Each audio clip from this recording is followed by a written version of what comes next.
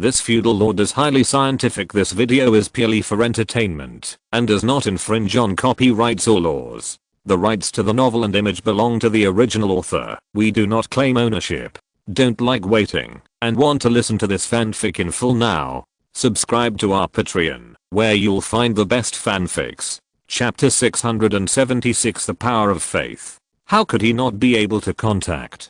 Exclamation mark. This chess piece was made by Lin Ke for Yale and was specially used to contact various people. Yale was a person with amazing talent for controlling the overall situation. At least Lin Ke felt that he was not as good as Yale. After all, almost all of his extraordinary qualities came from his previous life, and there were also some geniuses in the local area. What he could do was to know how to use people well. Yale was a strategic genius, and it was not known whether he was a genius from the beginning, or because Lin Ke had educated him well since childhood, or both. Anyway, for a person like Yale, Lin Ke naturally gave him a lot of authority, and Lin Ke also made a lot of gadgets for him. For a strategist, the most important thing for judging and analyzing the situation is information. Information is very important. Therefore, Yale has a lot of communication chess pieces. Lin Ke used the technology and ideas of electromagnetic waves when making them, so that those who hold the communication chess terminal can communicate with Yale who holds the terminal, even if they are across dimensions. But now they can't communicate? Exclamation mark. Aofu immediately used the power of legend and looked in the direction of the electromagnetic wave emission. As the king of electromagnetism, Orf's legendary power has some characteristics, one of which is the control of electromagnetism. Looking over along the terminal in his hand, he saw that the tiny electromagnetic wave penetrated the plane and fell into the boundless starry sky. Supported by Orf's huge energy, his eyes followed the electromagnetic wave and finally came to infinity, so far that even the laws he understood gradually became thinner. This is definitely not the direction of the Great Wasteland City, not to mention the direction of Nassim. This is more like the direction of the Honduras Plain. Orf's heart suddenly tightened, and he quickly increased the input of magic power, and the light in his eyes became more intense. This caused Deska, who was lying there and about to fall asleep, to suddenly open his eyes. Orf's magic fluctuations and the changes in his mood naturally made Deska feel it. He felt Orf's emotions, then probed into it, and saw that the electromagnetic wave finally sank into a void of darkness. Then, not good, the power of domination. Deska's lazy look changed in an instant, and he stood up suddenly. The power of the master. The transmission route that Naomi and the others took back was captured by the master of Hinulus. Deska left a sentence, and then his body disappeared instantly. Orf's face suddenly changed. Captured? Exclamation mark. Orf didn't think about anything else, and hurriedly pulled the Lord of Storm next to him. Follow me back to the wilderness. As he said, Orf took out the transmission key, and then asked the Lord of Storm to input magic power, and then his body disappeared here directly. He didn't have to worry about Deska. With the endless strange abilities of the idealist school, self-protection would definitely be no problem. What he was thinking about now was to go back and get help. The original plane, the Green Worm tribe. The tribesmen of the Green Worm tribe were roasting the meat of the earth mammoth around the blazing flames. They couldn't even eat all the earth mammoths they killed a few days ago. For the people of the tribe, it was too difficult to get enough to eat. Although these primitive people are more powerful than people in other worlds, even some 10-year-old children can be as strong as half a first-level professional.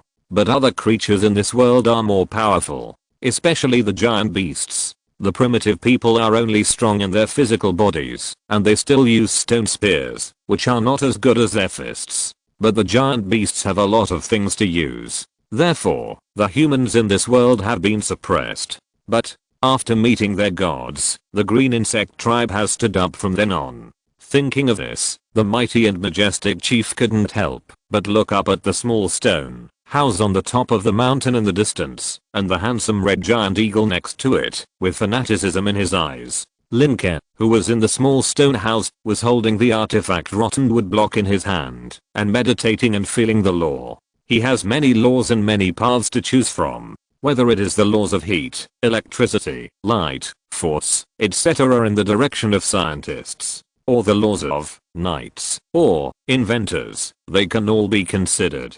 However, if you want to reach the legend as quickly as possible, and have a certain degree of self-protection power, it is better to choose the laws on the side of scientists and inventors. If you want to comprehend the law of the knight through life and death battles, the battles and time required are too long. Thinking of this, Lin Ke shook his head, then turned slightly, and looked at a small ball of golden mist next to him. My god, praise you, respect you, believe in you. Almighty God of magic, bless me to have enough tonight, and tomorrow night, the night after tomorrow, the night after tomorrow, the night after tomorrow, the night after tomorrow, the night after tomorrow. Powerful omnipotent God, let me mate with Ahua tonight. Supreme honorable Duke of Lava, Lord Lin Ke, I really love you. Although I'm a man, I will definitely pursue you.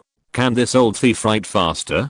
Can't he write a book every 10 days? What a waste, RRR, this lady is out of books. Such a beautiful and moving song. The creator is Lord Lin Ke, he is really a genius and mysterious. Lord of the Great Wilderness, bless me, I must buy a house in the Great Wilderness. Voices of praise, singing, and prayers came from it, some from this plane, some from the Great Wilderness city, and even from other secondary planes. The power of faith. If these powers of faith are absorbed and transformed, they can turn elemental creatures into divine creatures. Of course, after level 15, they become elemental creatures. This is what is meant by elemental bodies after level 15. As for Lin Ke, if you have to count, he is probably a regular creature. If you want to take the path of God, you can start to lay out your faith at level 10, and then absorb the power of faith after level 15 to transform into a divine creature. Then ignite the divine fire and finally condense the godhood. However, Lin Ke does not intend to take this path, but these powers of faith are quite wasteful, so he kept them. You should know that when he broke through level 15 and reached the direct level, these powers of faith emerged. How many people in lava territory worship him and believe in him? There are even a large number of shallow believers, such as fans of songs and books, from various planes and races, who say Duke of Lava and Lord Lin Ke all day long. If there is no central processor of the godhood, and he directly accepts these with his brain, he will probably be annoyed to death. After all, the amount of his power of faith is comparable to that of a dominant god of a medium level secondary plane. And today, he created several new planes from his soul, the power of faith of the Naga plane. After extracting these powers of faith, Lin Ke couldn't help but ponder. It was too troublesome to always strip away the power of faith like this, and it would be wasted if it was not received directly. So, is there any other better way? Chapter 677, The Clone is Dark. Recalling his memory, Lin Ke thought of 3 ways. One is to give it to others, or trade it to others. After being purified and filtered, these powers of faith can be absorbed by other powerful people who follow the path of gods as the purest power of faith without attributes. Therefore, they are often snapped up by relevant powerful people as soon as they are born. After all, this can save a lot of effort. Whether it is given to subordinates or traded, it is a good choice. But this is just a usage. Lin Ke still needs to strip it out, and then gather the stripped power of faith together, before he can trade it. What he wants more is not to strip it. So the second or third method of use is more appropriate. The second method is to directly guide the power of faith into a magic device. This magic device will be upgraded step by step. When the power of faith reaches a qualitative change, it will become a divine weapon later. The third method is to replace the power of faith with a peach. In other words, change a person's name directly to Lava Duke Lin Ke. For example, the original name John changed his name to Lava Duke Lin Ke, and after obtaining Lin Ke's authorization, he could share Lin Ke's power of faith. This method generally appears in the horizontal pantheon and the vertical god believers. In the horizontal pantheon, such as the pantheon, where the moon goddess is located, he is the master of the pantheon, and can also be called the god lord or the lord god. The others, including the Dark Girl and the Lady of Tide, are all members of his pantheon. Further down, there may be servants and subordinates in various secondary planes, to help him manage the plane. These gods all share the power of faith, and then make an agreement together to deal with each other and share the power of faith. This is horizontal, and at the same level, vertically, the moon goddesses, pope, bishops, saints, and stars of prayer are all subordinate to the moon goddess herself. These people, especially the Pope and the stars of prayer, are to the gods in a similar way to the class representative to the teacher, the president to the chairman, etc. The Pope represents the plane ruled by the gods, and also has the ability and responsibility to help the gods deal with mortal affairs, deal with the power of faith, issue oracles, etc.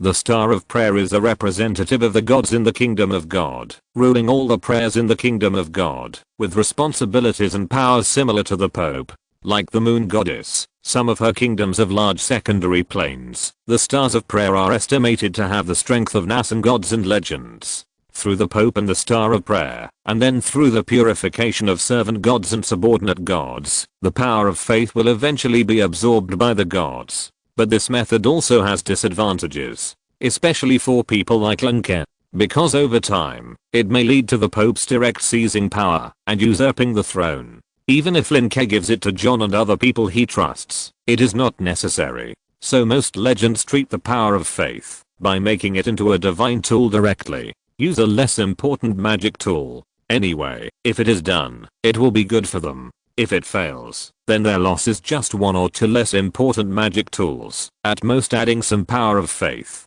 According to the original idea, Lin Ke wanted to make artifacts directly, that is, take one or two unimportant magic tools, infuse and absorb the power of faith. But now, he has a good idea. How about combining the second and third methods?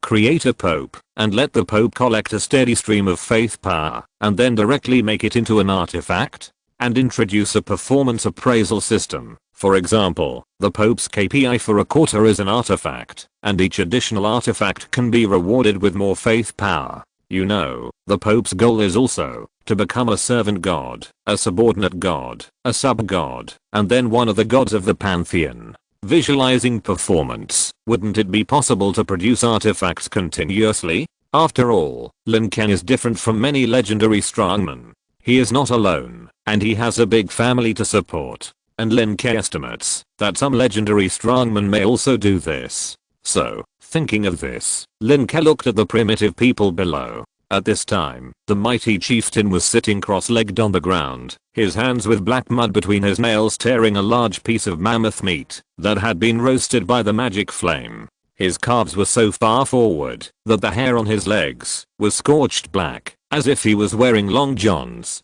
Primitive people don't pay attention to hygiene, which is one of the reasons why their survival rate is low and their lifespan is short. But the primitive people in the giant beast plane are different. Their stomachs can withstand the impact of giant beasts, so they can naturally withstand the impact of unhygienic food. At most, their anus will suffer after eating. Looking at the burly chieftain with a mouth full of yellow teeth and a pair of big hands covered with saliva and grease, Lin Ke couldn't help but laugh and cry. Will the future pope of his giant beast plane choose him? Forget it. Now is not the time to think about these things or go to collect the soul. Lin Ke thought about it, collected the group of faith power, and meditated to finish the work. Then with a blink of an eye, 80% of his consciousness was devoted to the clone. The clone given to him by the Rat Lord was directly received by him after the magma dragon Magnus refused it, and he refined it into his own clone, named Deep Dark. It's strange to say,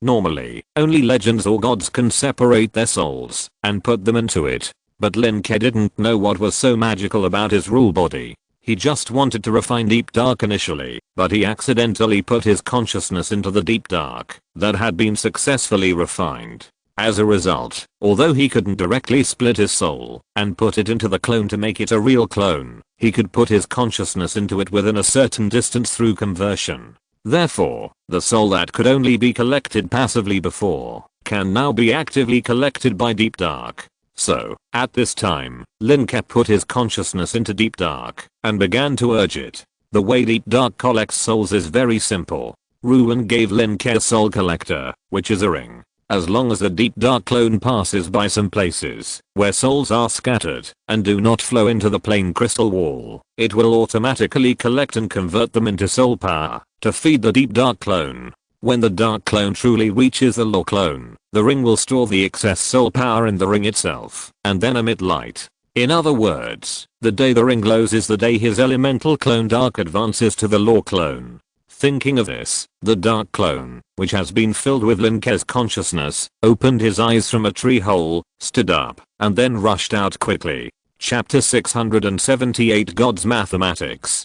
Since we are collecting soul power, the best way is to walk more. Unfortunately, although the most pure soul power without attributes of the Rat Lord was left in the deep dark body, those soul powers were used by Ruin to strengthen the spark with soul law, so it can be said that there is no power in the deep dark body. In addition, Lin Ke only put his consciousness into it, and he couldn't meditate at all. After all, he hadn't split his soul into it. Therefore, he could only rely on his fists and feet and his body. Fortunately, Lin Ke himself was the founder of Nasing's martial arts, and Ruin used so much pure soul power to deeply strengthen the deep dark's body. After all, it was a powerful clone built by the Rat Lord for many years. At least in terms of the body, deep dark is also at the level of 13 or 14. If he encounters danger, Lin Ke can completely tear the space to save him. After all, this is just a secondary plane, and the space is not particularly solid. With Lin Ke's ability, he can teleport over a short distance. Therefore, the dark clone usually only needs to spend 10 to 20% of its consciousness to project there, and when it is free, it will project 80% to conduct a carpet-style rapid collection. Wherever there is a life and death struggle, wherever there is birth, aging, sickness and death, the dark clone will go there to collect souls. In simple terms, it is to observe everywhere while running. If Lin Ke's original body is busy at ordinary times, he will find a place to hide himself and become a dead object. Compared with the peaceful plane like Phasa, the giant beast plane is more suitable for collecting souls. There are fights and fights everywhere in the jungle, between humans and giant beasts, between giant beasts and giant beasts, between humans and between wild beasts. This makes collecting souls much smoother. Lin Ke's consciousness was immersed in it, running through mountains, wilderness, rivers, and rainforests. Every time when it was a certain time, Lin Ke would stop Shannon and return to the vicinity of the Green Worm tribe, and then return to consciousness to teach and guide the primitive people of the Green Worm tribe. At the same time, he would also consolidate his magic power of level 18 and comprehend the laws of the scientist side. Since he hadn't thought about it, he would comprehend the thermal, optical, and mechanical aspects first, and then see which one he felt more comfortable with and use it to advance to the star glory, and then to the legend. One day, when Lin Ke was comprehending the laws of heat, the chief of the Green Worm tribe named Chen came to him. "My god. We are currently fighting with the Yellow Worm tribe. If we succeed in defeating them, the entire basin will be ours." The voice of the chief Chen was full of enthusiasm. "Come in." Lin Ke replied softly, "Come in and talk." The door of the stone house was opened, and the morning worship outside was on the ground, with his forehead touching the ground and his hands stretched forward with palms facing up. Hearing Lin Ke's words, Chen stood up and walked in carefully, as if he was afraid of defiling this place. At this time, Lin Ke was sitting cross-legged in the air, with the rotten wood of the artifact floating around him. There was also a ball of red light behind his head, which was the law of thermal energy he had just comprehended. Seeing this sacred scene, the fanaticism in Shen's eyes became more intense. "You mean, the southwest corner of the earth will soon be under your command, right?" Lin Ke asked with a smile. "Yes, my god," Chen replied. "Well, how many people?" Lin Ke asked again. This question stumped Chen. How many people?" Chen was stunned, then stretched out 10 dirty and thick fingers to look at it, shook his head, after looking for a while, then looked down at his toes, and finally even looked between his legs. I don't know, my god." Chen immediately became dejected. "Anyway, there are a lot." Lin Ke saw Chen like this and immediately knew. "Can't count." Although these primitive people have a great talent for language, this plane is still a new plane, and it is estimated that it is no more than 100 million years old. The civilization of primitive people has not actually been formed, let alone the birth of tools such as mathematics. How about this? You gather the smartest people in the tribe. Well, gather 10 people, and I will teach you mathematics. Lin Ke shook his head, slowly lowered his legs from the cross-legged position, and stood up, and took out the lava scepter. Mathematics. Although Chen didn't understand what these two words meant, he knew that this thing must be very useful. The last thing God taught them was magic. Magic gave them another way to fight against enemies in addition to their strong bodies, so they were invincible in battles with other tribes or behemoths. And now, God wants to teach them mathematics. Excited, Chen immediately went down the mountain to find smart tribesmen. This kind of mathematics must be very powerful.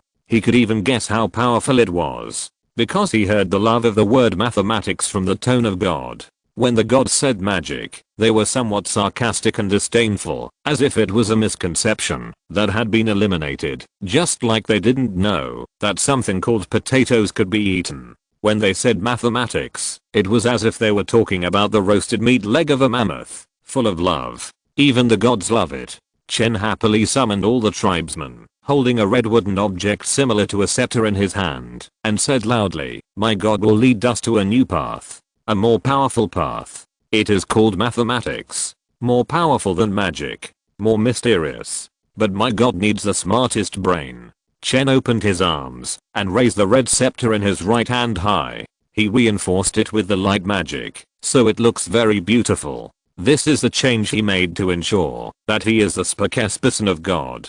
He is the spokesperson of God. How can he fall from the majesty of God? Chief, what is mathematics? Yes, chief. By the way, last time God said that meat with white and black hair cannot be eaten, saying that it is moldy, but I think it tastes good.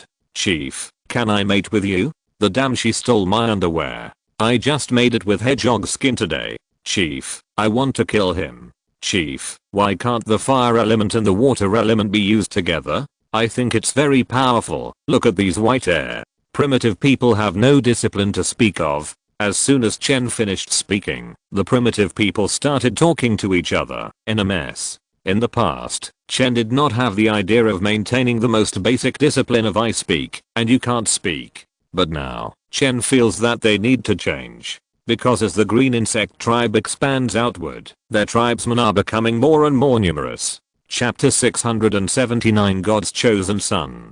Don't you ever think of touching my daughter in your life. Oh my God, I've told you so many times that you can't eat moldy things. Stop it. You are a man, and you can't make underwear with the skin of porcupines and hedgehogs. Forget it. You are a guy with a unique hobby. You also know that powerful water and powerful fire turn into gas. So how can you say with your eyes open that these gases are very strong? Chen held the scepter and answered the words he had just heard one by one. But there were too many people below, crowded from the foot of the mountain to the jungle, and there was no end in sight. Standing, lying, squatting, sitting, wearing animal skins, naked, wearing big leaves, woven with grass, all kinds of people. After hearing Chen's words, they talked everywhere, and the louder the voices, it was as if a forbidden spell of sound was cast here. It was too noisy. While responding to the tribesmen, Chen gradually became anxious,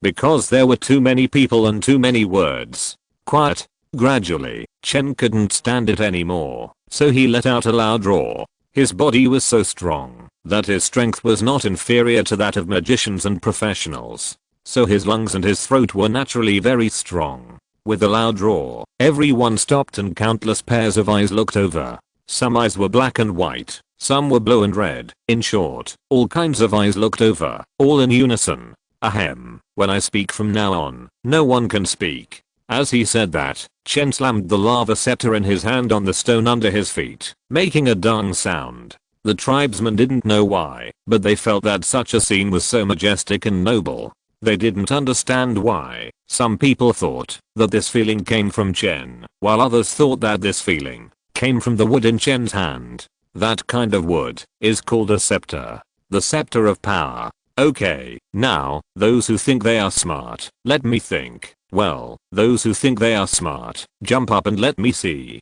Chen said loudly. Me. I want to learn math. I love math the most. Math makes me strong. Suddenly, countless people jumped around below, like a group of monkeys in a tree. Chen was stunned, and then hurriedly said, Stop. The thing Chen is best at in his life is hunting. He has no other management methods or anything like that. He became the chief because he caught the most prey, not anything else. So, he was blind. At this moment, a warm voice came into his ears, so he immediately shouted, "Shut up. The oracle is coming." After the shouting, the scene was silent for a moment. Chen knelt down, nodded seriously, and said okay in his mouth. The distance between the mountain and the bottom of the mountain was so high that Chen could jump up in one leap, but he still did not move and kept kneeling. After a while, Chen stood up again and told the people below, "Listen, this is 1, this is 2, this is 3, this is 10. 10 tens are hundreds, 10 hundreds are thousands, 10 thousands are 10,000, 10 10,000 are 100,000, 10 10 million are 100 million. As Chen spoke, he used fire to condense these numbers in the sky, which made the primitive people below stunned. After the introduction, Chen continued, "Now, before I say end, tell me how many people you think we have here. Tell me this number, and then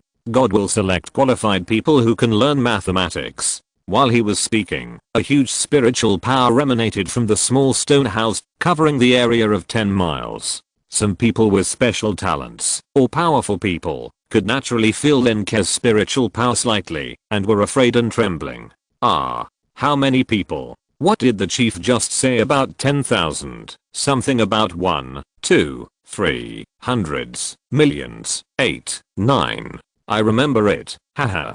I'll count it now. Tens, hundreds, thousands, trillions.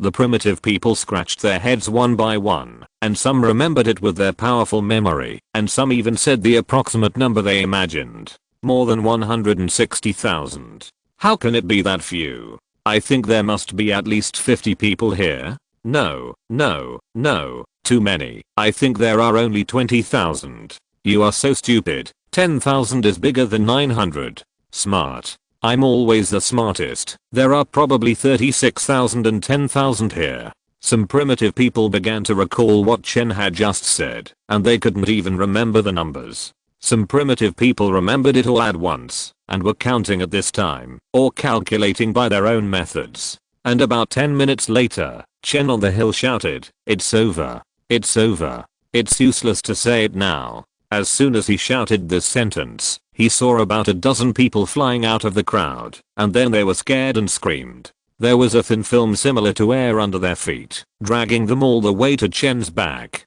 As for those who were panicked, they were directly wrapped and flew over. Seeing this scene, the tribesmen had a deeper fear of God, and at the same time they also knew the result. The result was that these 16 people were the final result. The sons of God. The sons of God of mathematics. The tribesmen looked at these 16 people with a trace of awe of God.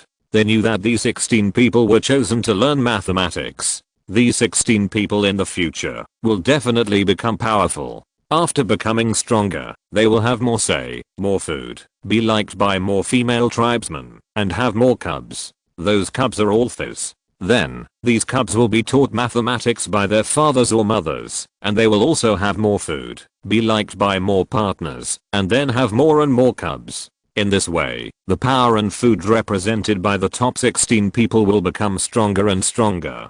But, there is no way. Even for magic, not everyone in the tribe will learn it. It requires qualifications to learn it, or in other words, it requires talent. Not to mention the more difficult and powerful mathematics. Chen, who had finished his work, naturally waved away the tribesmen who were getting closer, then turned around, looked at the 16 men, women, young and old, tall and short, fat and thin, nodded slightly and said, "Follow me." The top of the mountain has been turned into a forbidden area by Chen, and only with his permission can the tribesmen go up the mountain. At this time, Chen took the red mahogany scepter and led them forward. On the top of the mountain, Lin Ke was standing in front of the stone house, smiling and waiting for them. "My God, the Son of God has been brought here. Please vote for me at the beginning of the month." Chapter 680, Omniscience and Omnipotence. You have learned the most basic counting, and you are also good at making rough estimates. Lin Ke stood in front of the stone house. Not far in front of him, the 16 people who had just been selected, and the chief Chen sat cross-legged. Next, I will explain in detail what mathematics is. What is mathematics? One of the cornerstones of science. Those who did not complete the 9-year compulsory education in their previous lives always said that metaphysics was so good and mathematical science was so bad. What was the result? Learning from those metaphysical masters who had developed for thousands of years is not as good as a bullet. The development of science in just a few hundred years has far surpassed the shaman dance that some primitive tribes in paradise have maintained for thousands of years. The foundation of science is mathematics. Physical theorems, chemical reactions, biological changes, astronomical deductions, etc. are all subject to change. But the essence of mathematics isn't changing. After defining the two numbers 1 and 1, the number they add is 2. As long as it is within the specified range, 1 plus 1 equals 2. Of course, some brain teasers like to be clever and add some things that are not within the specified range within the specified range. For example, a man plus a woman equals 3 people, namely, father, mother, and child, or even life. But those are things that are not within the prescribed scope. Therefore, mathematics is one of the eternal things in science. You can use mathematics to prove the correctness of something, or you can use mathematics to prove the error of something. Therefore, after knowing the physical mass of the shell, the gravity of the planet, the reaction mode of the chemical substance, the reaction time, that is, the explosion time, and the parabola equation, you can know where your shell will land and explode after it is fired from without external force or very little external force interference. For these things, you can use the methods of dancing, burning tortoise shells, or throwing copper coins for divination, and there will be no gods or other mysterious existences to tell you the answer. And the calculation of these things requires the tool of mathematics. Therefore, mathematics is the cornerstone of science. So, 4 people can stand per square meter here. I can roughly calculate that there are about 30,000 people here on the plane, plus some people on the trees and underground, and it is estimated that there may be between 40,000 and 60,000. Lin Ke smiled and gave examples to the primitive people in front of him. For example, Chen punched a stone. I only need to know how heavy the stone is, the air resistance, the force he used, the direction he hit, and after knowing these, I can accurately predict where the stone will fly. What about mass, gravity, etc.? Lin Ke said too much, but they still didn't understand. What's more, air resistance and the like were already incomprehensible to the people below. The CPU was about to burn up, but they felt that it was impressive. However, at this time, a female tribe member who was squatting on all fours lifted up her long hair that almost covered half of her face and asked in confusion, "My God, we know what's so powerful about this stone. Whether I know it or not, I can crush this stone." As she said that, the female tribe member smashed the stone that Lin Ke had just pointed to with one punch. Haha, but it's good to have doubts. You can answer them yourself or ask others, but I hope that in the future you can all answer these questions by yourselves. Lin Ke smiled and did not blame the female tribe member for being rude, because in the future, these 16 people will manage this plane like Chief Chen. People who can achieve something in mathematics and have talent, at least they can do more than just arithmetic in the future, but also management, research, development, etc., and they may do it well. These are 16 seeds. In the previous life, the status of mathematics as the main subject of the college entrance examination has never been shaken, because mathematics can exercise people's brains and train people's thinking ability. Language subjects such as English are different. Many powerful scientists may have never learned English, but still won the Nobel Prize in chemistry, or researched something, such as Xi or Izzy. So English is no longer the main subject in many places. In Lin Ke's previous life, there were many classmates and friends who had amazing talents in subjects such as mathematics and physics, but they fell into the second or even third rate because of subjects such as English and Chinese. Top talents should be studied. In the previous life, some parents thought that their children should understand the ways of the world and understand this and that, and even many people thought so. As a result, the development of science and technology is so stretched. For example, there was a time when a Nobel Prize winner in physics was originally the principal of a school in Sichuan. However, he did not continue to serve as the principal because he failed the assessment on the eve of winning the award. Netizens joke that even if Einstein came to Lin Ke's hometown in his previous life, he might have to hand over 2 packs of cigarettes or 2 bottles of Mayotte wine before he could take office. It is even possible that Einstein would just take a regular job there and wait for death. The tragic situation in his previous life was vivid in his mind, and Lin Ke would naturally not let it happen again. If you have a talent for mathematics, you should study mathematics well. For these primitive people, the most attractive thing to them, besides their own strength, is probably his my god. Of course, the point that attracts others to his my god is probably because of his strength. In addition to his fighting strength, he also has the strength of wisdom. Thinking of this, Lin Ke said to the female tribesman who had the courage to ask the question just now, "Child, if it is a stone, of course you don't need to calculate these, but have you ever thought about when you see an enemy who uses 30% of his strength to hit a stone like this, you can calculate how much your enemy's 30% strength is, and how much his 100% strength is based on the distance and height of the stone's landing point, as well as the weight of the stone itself and all other factors? If you encounter a tribe, how do you judge the strength of the opponent before fighting? Is it more accurate to use this method? This is just a superficial example. You should learn from it. What is learning from it? If they can hit stones, can they also hit wood?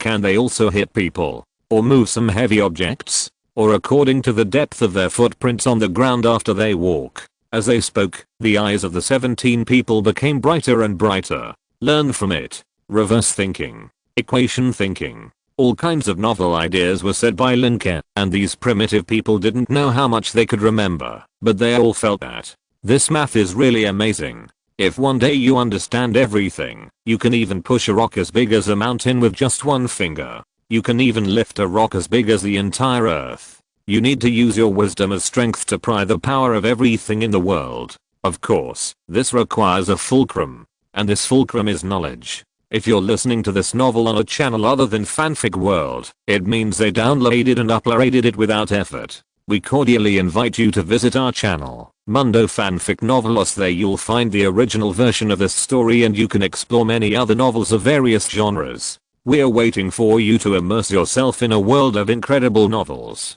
Chapter 681 God of Truth. With only a fulcrum, they can pry the power of everything in the plane. The eyes of the 16 chosen people plus a chief suddenly became fanatical. This is mathematics. Although Chen is the chief, he only felt dizzy at this time. While dizzy, he only felt that the word mathematics had a kind of magic and a sense of weight. No, this is science. Lin Ke shook his head at this time, and then said, mathematics is just the cornerstone of science, just a tool. Just like, if you want to master the most powerful magic, you must have strong magic power. Science. Mathematics. The 17 people present only felt, and were shocked in their hearts. One day, when you can reach a certain level, you will be able to follow in my footsteps and become the second god. Lin Ke naturally did not intend to treat the entire giant beast plane as his kingdom of God. Moreover, even if it became his kingdom of God, some close people would always be needed to manage it. If the brain is completely burned by religion, then what is there to manage? The entire plane should be praised all day long, and nothing else should be done. At this time, the 17 people did not think about other things, but were attracted by Lin Ke's words. Follow the footsteps of God. Become the second god. The 17 people held their breath, their hearts beat slower, and they were completely shocked. Since they followed the footsteps of God, they have gained so much. Almost everything subverted their view of the plane. Especially Chen, the chief. At the beginning, when Lin Ke met Chen naturally felt that Lin Ke was different. One is the level, one is the dress, and the other is the unique temperament. Leaders, scientists, civilization. Various elements have created Lin Ke's unique temperament. Civilization has a fatal attraction to barbarism. Hunters see that farming and captivity can have food. Those who wear animal skins and grass leaves see silk and cotton, and those who play in the mud see pottery and porcelain. This is attraction. Of course, attraction alone is not enough. Lin Ke did not use much strength at the beginning, but just used the martial arts fighting method to easily knock down Chen, who only knew how to use brute force. This is nothing. Later, Lin Ke even used magic. The magic that mobilized the power of heaven and earth, and condensed into various powers such as frost, fire, etc. immediately stunned Chen again. At that time, Chen unconsciously thought the person in front of him was invincible. Later, he killed the earth mammoth in their area, and then brought all the tribes under his command. Chen was also becoming Lin Ke's most loyal believer step by step. At this time, he heard what mathematics was, and heard about the science that could control everything in the end. Chen's belief in Lin Ke reached an unprecedented peak. Because, when their science reaches a certain point, they will only become subordinates of God, and become another god. But now, they are not even subordinates. Perhaps, they can only be regarded as pets? Thinking of this, Chen's eyes changed slightly, a change from a devout believer to a fanatic. At this time, Lin Ke introduced mathematics, and after introducing science, he also began formal mathematics teaching. Well, I will teach you carefully, starting with the 4 arithmetic operations. Well, I will teach you for 3 days in total, and after 3 days, you can study it yourself. He couldn't get all the mathematics out at once, so he could only throw out a part of it and guide an introduction.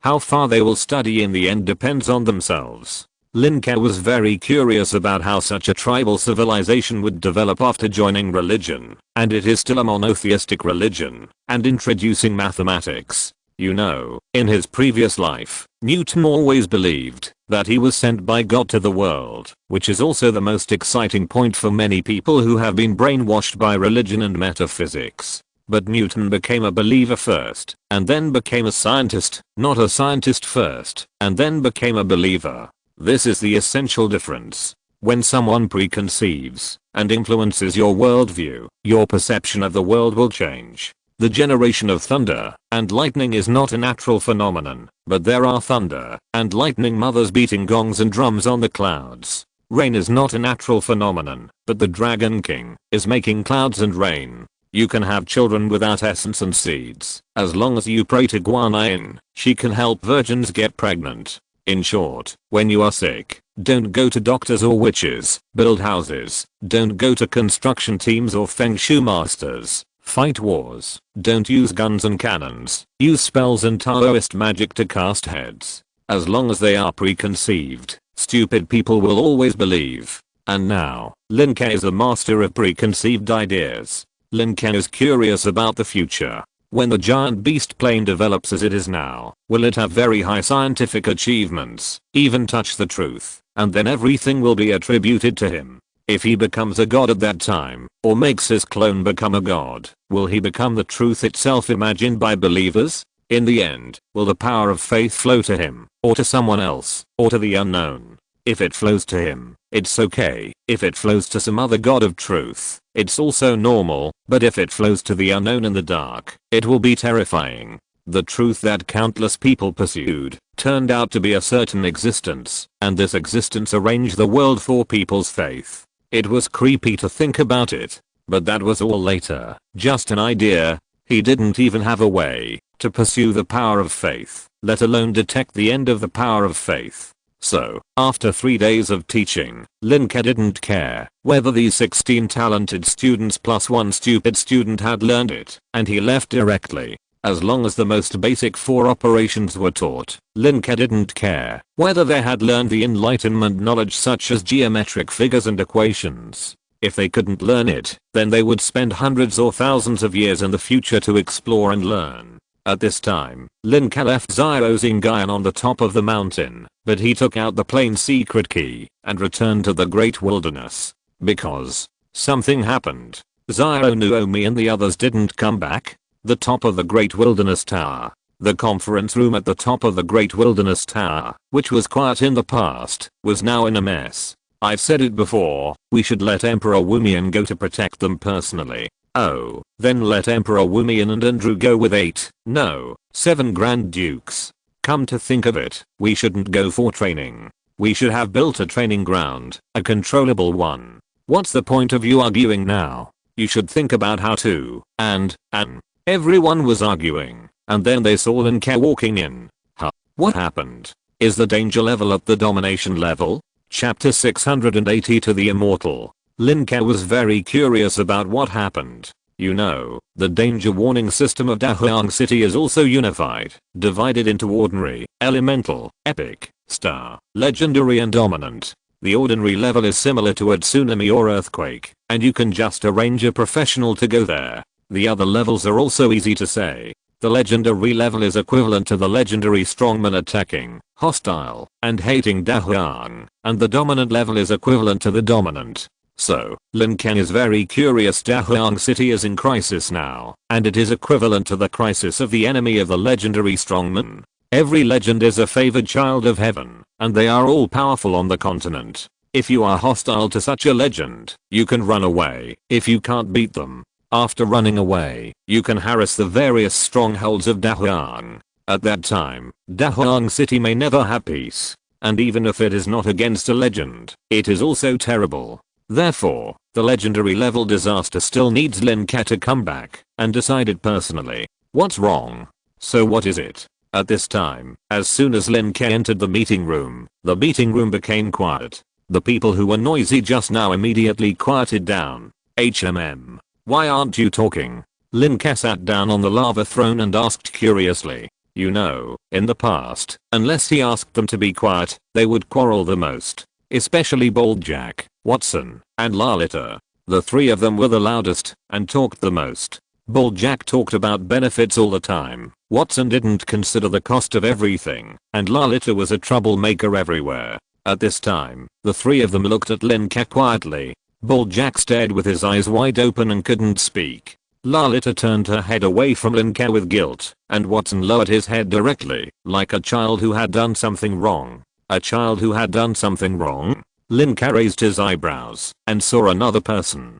Oof. Hey, teacher, are you all back from the Naga plane? Are Descants and Yale still there? So what happened? Lin Ke asked off. He originally wanted to ask about the situation of Xiao Naomi and the genius of Risha, but now it was urgent. Even Aofu was in a hurry to come back. It seemed that this legendary disaster was very serious. Lin Ke, this. Aofu frowned, not knowing what to say. At this time, Lin Ke suddenly took over the conversation, stood up and said seriously, Lin Ke, Xiao Naomi is missing. Bang. After listening to Aofu's story, Lin Ke subconsciously clenched his fist and punched the seat. A scorching light subconsciously burst out from his body, like a sun. In an instant, the great wasteland city, which had already fallen into darkness, saw the light on the top of the great wasteland tower, like a lighthouse with the sun. This was his skill over heat running subconsciously. How powerful is the 18th level rule body? Lin Ke is now like a human-shaped nuclear bomb, and the light that burst out can be imagined. Honoris plane. In the conference room, Lin Ke's voice was obviously angry. Honoris plane. His little Naomi was actually abducted by the master of Honoris plane. Lin Ke suppressed his anger, took a deep breath, then stopped the self-running overheat and 0 degree, and sat back on the lava throne. You didn't tell my father and my aunt about this news? Lin Ke asked. Not yet. John answered in a deep voice. Okay. Lin Ke nodded slightly, took a deep breath again, and then asked again, where is Renadika? Renadika was not here, but if Renadika died, it would probably not be a legendary disaster. It would be a dominance disaster. However, thinking of the weirdness of Renadika's profession and his own strength, Lin Ke was still quite relieved. Even if someone like the Sleepless Emperor had life-saving skills, he probably didn't have the ability of Renadika. The strength of the Sleepless Emperor was his fighting ability. The 5-colored Dragon Mother and others were similar. But the strength of the Hurricane Duke was his support and control, while the strength of Renadika was his surprise and weirdness. Every dominance and legend has distinct characteristics, and people have limited talents and energy. There are very few all-around players who are strong in close combat, long-range attack, territory governance, invention, speed, and assistance. Being all-around most likely means mediocrity. So, like Rene Deska, he told Lin Ke that, unless all the Nasan people died, he would not die even if Wumian died. Maybe Rene Deska secretly took over the job of Xiao Qiang. I didn't take over the job of Xiao Qiang. At this moment, René-Desca's voice suddenly rang out in the hall. The next moment, a hand emerged from the top of Lin Ke's head and pressed Lin Ke's face. Then, another hand stretched out from Lin Ke's head and pressed the back of Lin Ke's head. Then the two hands pressed hard, and a head with half of the body emerged from Lin Ke. It looked like René-Desca. Lin Ke couldn't see it at this time, but he felt that there was someone on his head, and it was most likely René-Desca. So he pushed his hand away and said in a deep voice, "What are you doing on my head? Get down." Then, he heard a pop sound, and René-Desca kicked him on the forehead, and then the whole person gently fell in front of him, which was René-Desca's exclusive position. At this time, except for Lin Ke who didn't see how René-Desca came out, everyone else was stunned. They looked at the handsome uncle slumped in his seat, and then looked at Lin Ke on the lava throne, stunned. "What's your expression?" Lin Ke raised his eyebrows, looked at René-Desca again, and asked with concern, "Are you not hurt?" Although Xiao Nuomi is his relative, René-Desca is also his student, or in other words, he is both a teacher and a friend. He can't ignore other friendships, just because Xiao Nuomi is lost. "Are you hurt?" René-Desca was wearing a white robe, just like when Lin Ke first met him. Lin Ke heaved a sigh of relief. It's good that he's not injured. If Xiao Nuomi was lost, and one of his generals was seriously injured, the loss would be too great. "But I lost a life." René-Desca whistled disdainfully, but the other side shouldn't have an easy time either. Huh. Lin Ke's eyes widened immediately. "You lost a life?" "Yes." René-Desca looked like he was about to fall asleep. He glanced at Lin Ke. "I just resurrected from your memory. Losing a life is nothing. As long as someone remembers me, I can be resurrected at any time." Resurrected from memory? That's good. Lin Ke didn't understand the specific method, but it was true that René-Desca's ability was quite strange. Of course, I was demoted by the way. Chapter 683 followers. Downgraded by 1 level. Lin Ke didn't know what to say for a moment when he heard René-Desca's nonchalant expression. This is not level 3 to level 2, this is level 27 to level 26. This level difference is estimated to be worth dozens of large secondary planes. You know, René-Desca can probably break through dozens of large secondary planes together. It's a small matter. René-Desca narrowed his eyes, rested his head on his hands, and sat back on the chair, and then accidentally glanced at Granny's essay opposite. Then René-Desca couldn't help but say again, "By the way, is this considered a work-related injury?" Seeing René-Desca glance at Granny's essay, Lin Ke immediately retracted his gaze from René-Desca, looked at John, and said seriously, "First of all, block the news, and tell the outside world that I discovered their talents, and need to develop them well." The parents of Risha, Gabriel, and Silas, and Xiao Guoran's husband. I remember that Shabby seems to have no family, right? Seeing that Lin Ke changed the subject without any gaps, René-Desca said softly, "Yes, Xiao Guoran's husband is Lao Ren, who once served in the Warcraft War. His previous wife died, and finally he was with Xiao Guoran." John easily told the relevant information, showing his strong control over Dahuang City. Silas' parents are workers with relatively low wages, and Risha's parents are also, but Risha's brother is a knight, and Gabriel's parents are. John introduced the general situation of everyone, and compared them with the information Lin Ke knew in his mind one by one. Lin Ke listened and confirmed that the information was correct, so he nodded and said, "Prepare a plan that can improve their lives invisibly, but don't make it too obvious. I will visit them in person and tell them that Dahuang needs their research." The next topic. At this point, Lin Ke couldn't help but clench his fists. Little Nuomi. He had been holding back just now, because he was not only Little Nuomi's brother, but also the leader of Dahuang City. Little Nuomi's brother can be sad, angry, messy, and arrange rescue first, but the leader of Dahuang can't. So, after arranging their afterlife, Lin Ke began to ask Little Nuomi how to save her. Lin Ke said in a deep voice. He didn't ask if he could save her, but how to save her. What he meant was, no matter whether he could save her or not, he would save her. That's his sister. Everyone looked at each other. It can't be saved. At this time, it was René-Desca who spoke. He took his hands out from behind his head, and his lazy look changed instantly. He said to Lin Ke seriously, "There are at least 3 masters on the opposite side. My original body almost didn't come back. Unless you let Wumi in and the 5-colored dragon mother risk serious injuries to step into that unknown area. Otherwise, let Wumi in and the 5-colored dragon mother risk serious injuries to save his sister." If it was him, he could, but if it was someone else, especially his mother-in-law and father-in-law who had always been very kind to him, he really couldn't do it. First my mother, then Zhao Nuomi and the others. Lin Ke's angry fists gradually loosened, and a sense of powerlessness came from his body. Hearing Lin Ke's almost whispered, weak words, the followers responded one by one. "I think that interests cannot represent everything. Our relatives and friends are beyond all interests." Bald Jack was the first to stand up, and changed his tone.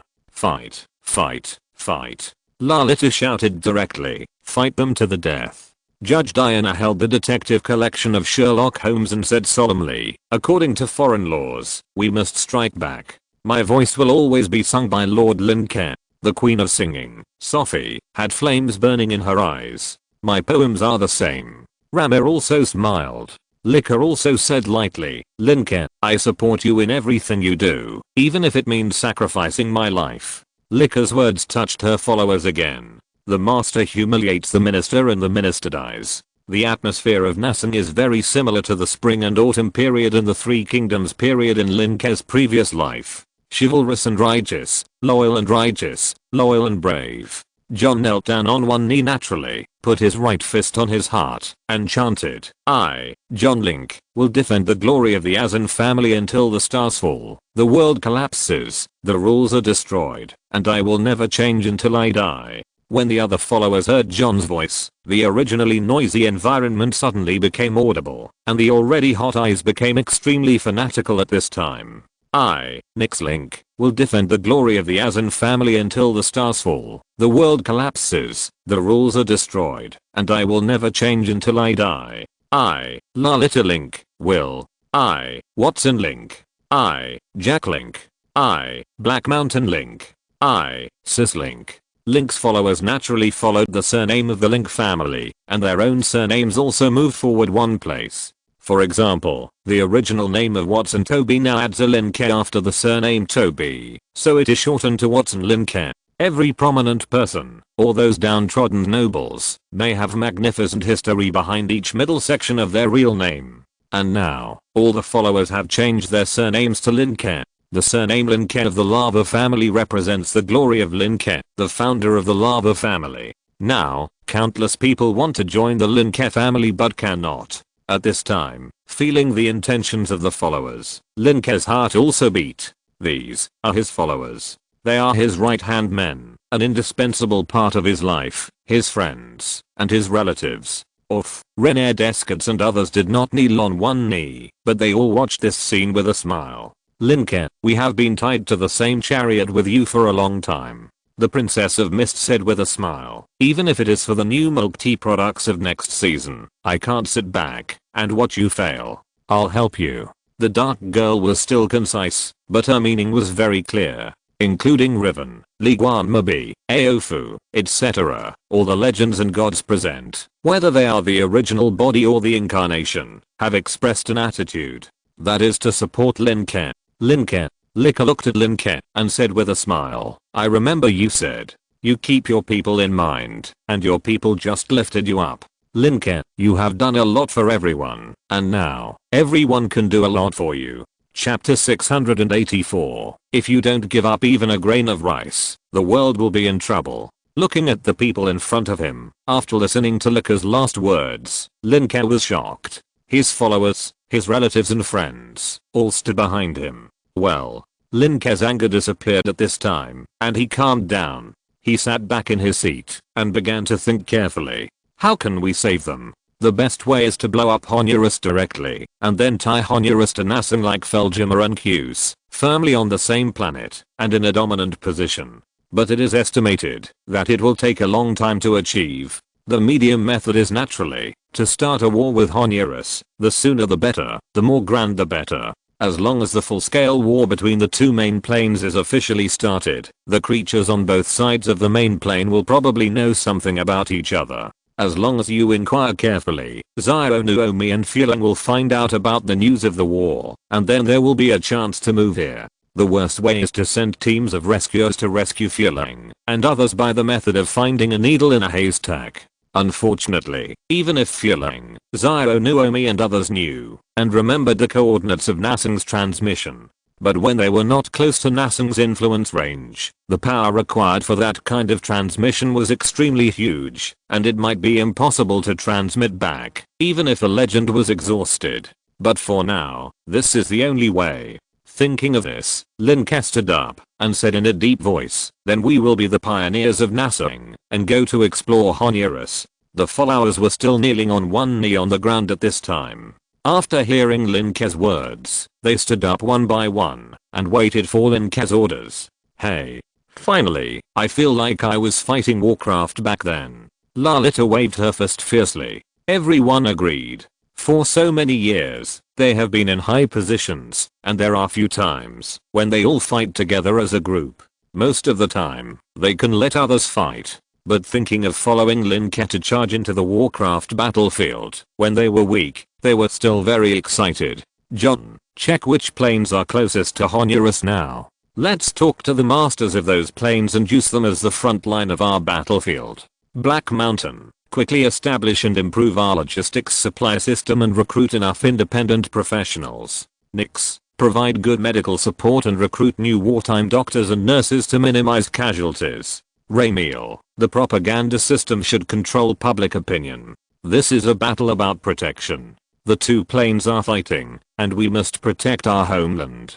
Sophie, you, Granny Zase, Laplace, Diana, Lin Ke arranged them one by one. Even Li Guanmobi and Ruan had arrangements, and even René Deska's half-disciple, the king of the earth Aluricus, Lin Ke made arrangements. As a dominant existence, the king of the earth Aluricus had left the great wasteland city to find the Emperor Wumian. He and Emperor Wumian once repelled each other's heresy because of their different preferences for the dragon's body, similar to the dispute between sweet and salty zangzi and sweet and salty tofu pudding.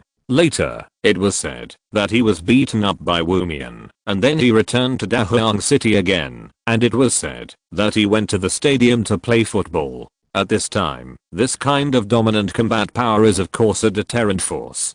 To guard the border, it must be well arranged. Finally, after the arrangement, Lin Ke took a deep breath and said, "Next, announce it to the outside world. Dahuang City will start the war against Honduras. I will definitely lead the charge. The silent month will pass, and the sprouting month will come. Even in the heavy snow, Dahuang City is still a scene of bustling activity. In this year's silent month, the people in the city hall invited the Four Seasons god who was kept in captivity in the abyss to arrange several snowfalls for the weather in Dahuang. No matter how much snow falls, it will not hinder the fiery hearts of the citizens of Dahuang. 100 schools of thought conference. Countless theories appeared in the Great Wilderness, which made all the citizens of the Great Wilderness feel an unprecedented impact. For example, a lone strong man, a 21st level scholar, said directly, "If I give a grain of corn I grow to the Great Wilderness City, it will benefit everyone in the Great Wilderness City. Even if it is such a thing, I will not do it. Not even a grain of corn."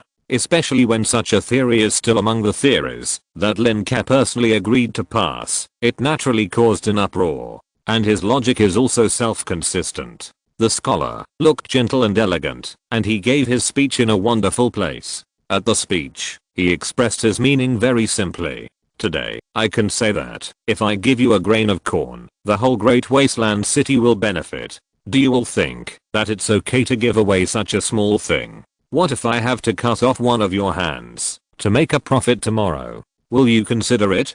Cutting off a hand will make life inconvenient, but some friends may grit their teeth and cut it off. What about after that? If someone tells you that they must kill you so that the great wasteland city can benefit, what will you do?" At that time, the smiling expression of this legendary scholar, who lived in seclusion in the mountains and forests, made the audience of that scene remember it vividly. Especially the series of rhetorical questions that followed, which made people speechless.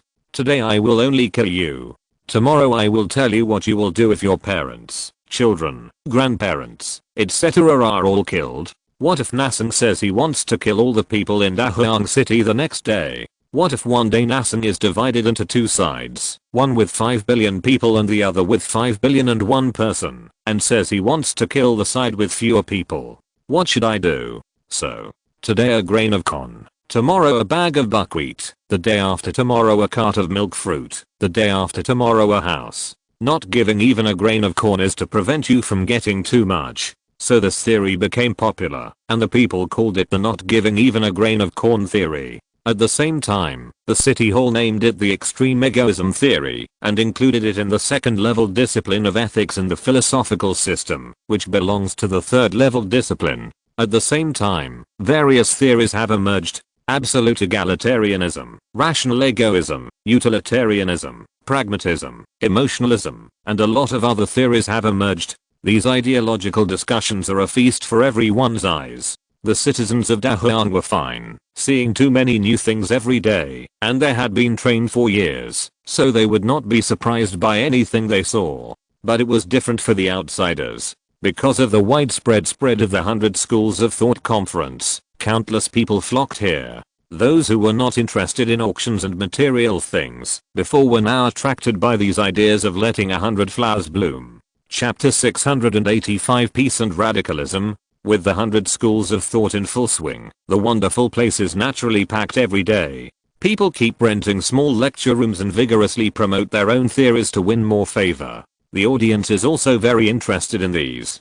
Compared with the fist-to-fist fights and fights in the arena, compared with the competitions in the big stadium, compared with reading in the big library, compared with shopping in the big shopping mall. In comparison, the speeches in the wonderful place, the collision of ideas and thoughts is more fascinating. There are often people who deeply agree with the speech of the person in charge of the theory, but immediately change their minds when the audience asks questions, and change their minds again when the person in charge answers. They are wavering, and think that both sides are right. This is a manifestation of having no judgment and subjective thinking. Of course, regardless of whether there is judgment or not, most people are fascinated by the sparks that collide at the level of thinking. But today, a large venue was booked. Peace. Peace is the truth of everything. A tall beauty with pure red hair was speaking loudly on a talk show-like platform. She had two small deer horns on her head and deer hooves on her lower body. It was obvious that she was a young female enchantress, because from the deer horns on her head, she should still be in her infancy, similar to the teenage years of humans. How much wealth can we create in peace? How much new power can be born? And what about in war? Endless war will only consume the element of Nasang on such meaningless things. We know that there is more than one main plane in the heavens and stars. If we still rely on war to solve the problem, when we encounter the next main plane, we may be attacked by the third main plane and profit. But what if we solve it peacefully? The Duke of Lava has pointed out the way for us, that is trade. Through trade, negotiation, consultation and other forms, we can achieve the desired effect. Instead of consuming the already limited laws and elemental power of our Nasang in an endless confrontation, and let us turn Nasang into a barbaric plane that can only fight. The enchantress spoke freely and emotionally, and her clear views and somewhat convincing logic captured many people on the spot. Of course, her young but nascent furry meatball was also one of the things that captured others. So, I named my theory Peace. I advocate peace in all things. For the sake of peace and stability, certain sacrifices and concessions are acceptable. The enchanting girl said the last sentence, which made the audience remember. At least now they remembered the peace theory. Of course, there may be differences between the personal naming of this theory and the official discipline naming, but it doesn't matter. And just after the enchanting girl walked off the stage amid fierce applause, another boy stood up. There is no way. Although there are many small spaces embedded in the wonderful land, there are not enough to meet the needs of so many theory speeches, so the arrangement is relatively compact. Of course, the audience was also very curious at this time. It stands to reason that after this theory speech, there should be a question and answer session. Why is it now directly starting with the next theory speech? But when they waited until the next moment, everyone knew why. The next moment, a younger fox boy went up. This fox boy was only 1.6 meters tall, much shorter than the enchanting girl just now, but his momentum seemed like a soldier. The fox boy had a red fox head and was furry all over, like a human-shaped toy. If you insist, he looked like the fox in Zootopia. As soon as he walked onto the stage, the magic megaphone automatically floated in front of him. The fox boy glanced at the enchantress girl sitting below, frowned, and nodded slightly. The enchantress girl didn't understand why, but just smiled sweetly in response. She had just noticed this boy in the front row of the audience when she was giving a speech. He had a special temperament like a soldier, and he applauded her speech the most. The most important thing was, he was very cute. Who wouldn't like a handsome and cute little fox? He wouldn't like me. Looking at the fox boy's straight eyes, as if he wanted to see through her, the enchantress girl couldn't help blushing. As an adolescent girl, she is naturally good at developing feelings, and if nothing unexpected happens, most girls will have a better impression of the opposite sex who looks good. Especially when she thought that she and this cute and handsome fox boy were actually arranged in the same lecture hall and the same group, and they were considered to be related to each other. Oh, lava, this must be my prince, the prince in Snow White. The enchantress girl, who was familiar with Lin Ke's works, had countless thoughts in her mind in an instant, and even thought about how many pairs of couple shoes they would buy after getting married. At this time, the fox boy looked at the girl who suddenly blushed, and couldn't help but raise his eyebrows, a little confused, but then quickly moved his eyes to the audience seats in the back row. This made the enchantress girl more certain of her guess, and then she couldn't help but stroke the hair next to the antlers, pinned the hair to her ears, revealing her delicate and fair face. At this time, the fox boy also spoke, illogical, narrow-minded, weak. The fox boy seemed to be in the voice change period, and his voice had a special magnetism, which sounded very comfortable. In addition, he was very loud, which attracted everyone at once. Only the enchanting girl below was stunned at this time, with a blank expression. I didn't know why I was arranged here before, but now I can vaguely remember it. I once read a book in a corner of the great library, called Lord Theory. I only read the first volume, but there is a sentence that I remember very clearly. In the laws of the heavens and stars, strength is always the basis for maintaining justice and the people, and power is the real backing of the Lord.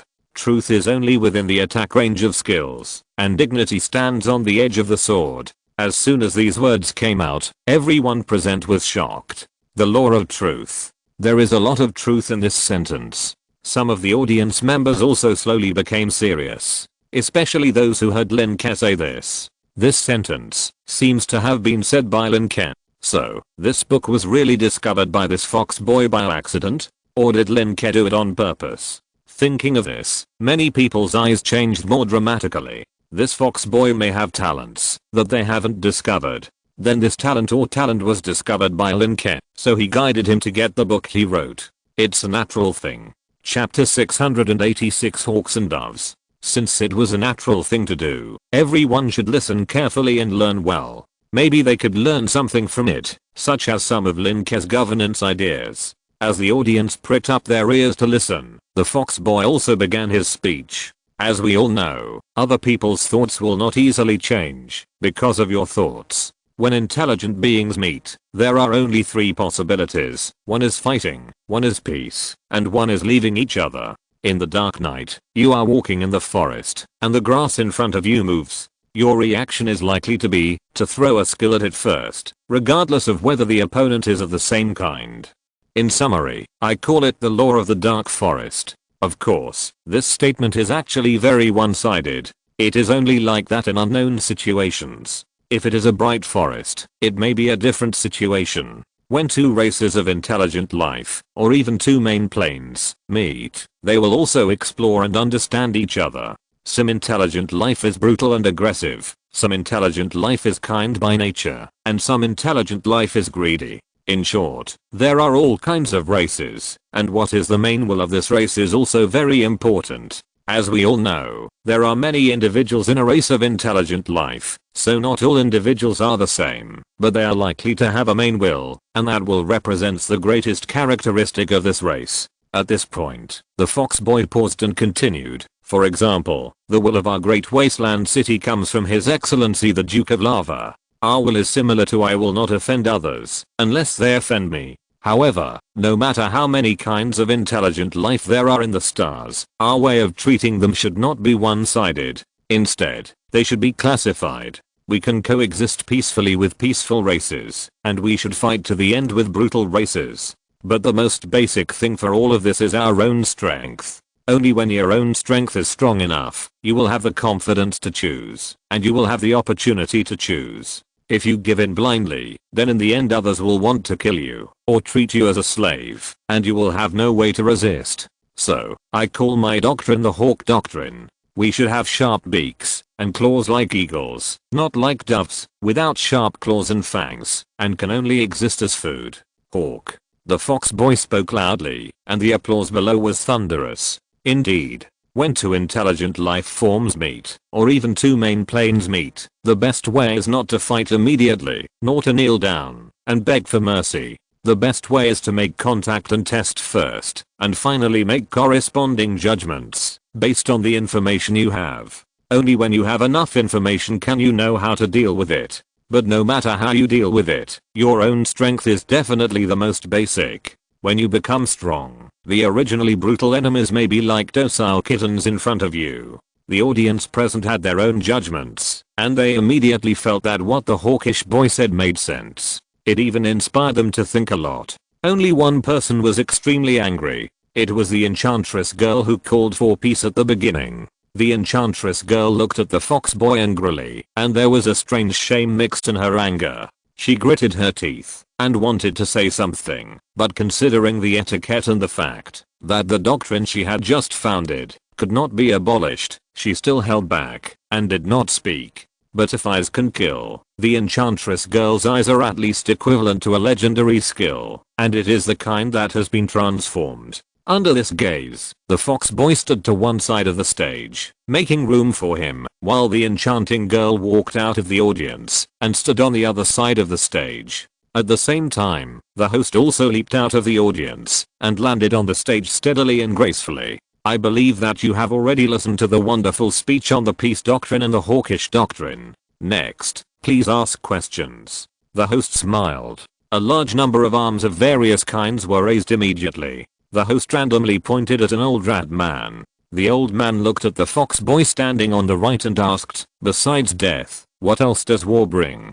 Countless lives have perished in war, and countless families have been broken in war. Why do we still advocate war? My wife and my children all died in the war with another tribe, just for 2 hunting grounds. I ask you, is this war? Is this pain?" Although it is a question, such a question is aggressive and looks like a rhetorical question, an interrogation.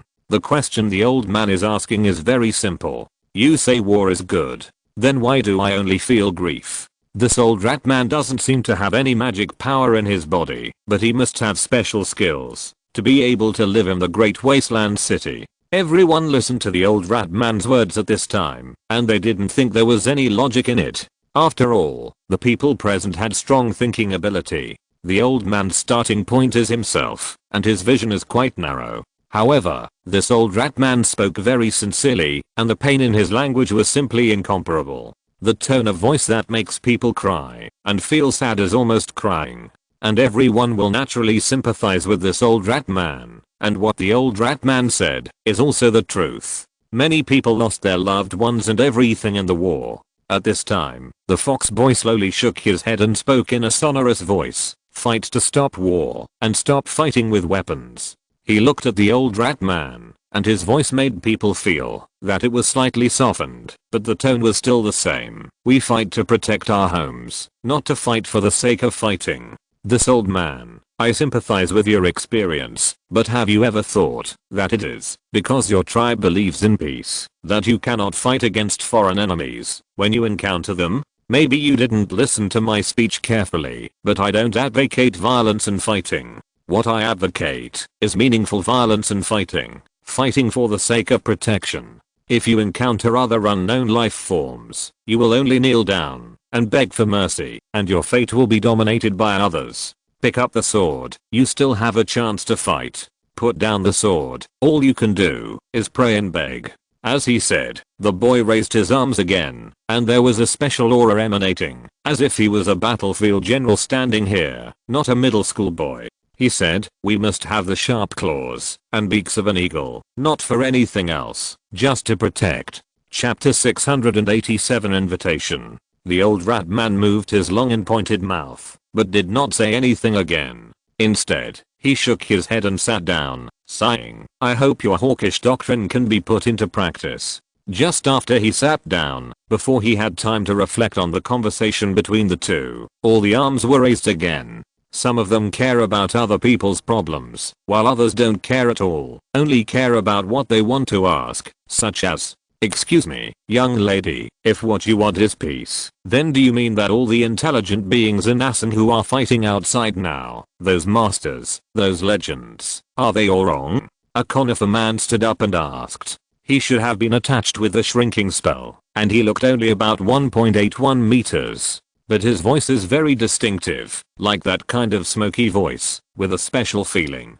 At this time, this conifer man was standing in the same place, the branches on his arms were shaking slightly, and it can be seen that he was not calm in his heart. So many strong people are going forward to open up our future, and earn more living space for us. Is this wrong? My father, it is because of him. My father, at a star level, he went to explore the star world, and followed the footsteps of the legendary master. It is because of him that I have not been looked down upon by others since I was a child, and my family can survive in the city. As a result, you told me that we should not go out, we should live in peace. The conifer man's voice even had some tears in it, but on the surface his expression did not change. In response to the conifer man's questions, or rather, the criticism, the enchantress girl was not panicked at this time. When she went on stage, she had already put aside other emotions and only remained calm. "I think your father must be proud of you, and your father is also proud of you." As soon as she opened her mouth, the enchantress girl affirmed his words. However, before the conifer man could answer, the enchantress girl continued, "But this is not a meaningless war, it is a war of peace. The peace I'm talking about does not mean cutting off one's own arms, giving up resistance, or losing claws. My peace is that when conditions permit, we can make a slight concession, rather than being unyielding and stubborn." At this point, the enchantress girl's voice gradually became louder. "We explore the unknown, we are determined to forge ahead, we move forward courageously. But what I hope is that we will pursue trade, exchanges, and understanding with a peaceful purpose and a peaceful mentality, instead of escaping weakly." The people in the audience listened to the enchantress girl's words and felt that something seemed a little wrong. Did the girl really say that at the beginning? Why did it feel a little awkward? But they didn't get entangled, because what the girl said did make sense. Next, there were several rounds of questions and answers. Rather than asking questions and answering, it was better to say that it was a defense, or it was simply a verbal battle. The battle of ideas is a back and forth battle, and the beauty of the spark of ideas is also produced by the friction of these verbal battles. After about 2 hours, this lecture on the theory of war and peace came to an end. The enchanting girl and the fox boy left, and some of the audience left and some stayed. Other audiences who watched and listened to the next speech entered one after another. After coming out, the fox boy went straight outside and prepared to take the public transportation mount, that is, the bus car, to go home. His home is the fox community, which is far away, and it is the fox people who moved in before. At the beginning, Dahuang City was very short of people, but because of the overall relocation of the fox people, Dahuang City gradually became overcrowded. And he didn't know anything at the beginning. He could only play in the jungle and learn to hunt. After entering Dahuang City, after compulsory education, he learned a lot. So this time, taking advantage of the opportunity of 100 schools of thought, he chose to create his own doctrine. At first, his family members disagreed, thinking it was a waste of time. His parents, who used to only hunt, knew that the most important thing for him now was to get into the Great Wilderness University, not to create any doctrine. His parents' short-sightedness and narrow vision could not affect his feeling of their love. However, he finally chose to create it, and it was well received. Today's speech was funded by an anonymous person, otherwise he would not have the financial conditions to hold such a speech. And it really looks like the speech he gave outside before. Very effective, and everyone agrees with his point of view. Of course, the only exception is the other speaker arranged by the anonymous person, the enchantress girl. An innocent girl who blushes for no reason. The boy's first impression of the enchantress girl was not good, so he labeled her as difficult to become good friends. However, at this moment, a figure suddenly walked towards him very quickly, walked in front of him, and then turned around, and asked with gritted teeth, do you like war so much? It was the enchantress girl. Hello, please make way, I have something urgent. The fox boy frowned, and didn't want to say more to her. Although it was the weekend, he had to hurry back home, to help out at the snack bar his parents opened. If he were to communicate with people here, especially those with different opinions, it would be a waste of time. The girl, who was a head taller than him, became even angrier when she saw the fox boy's expression. Just as the girl was about to say something, they were suddenly attracted to a person.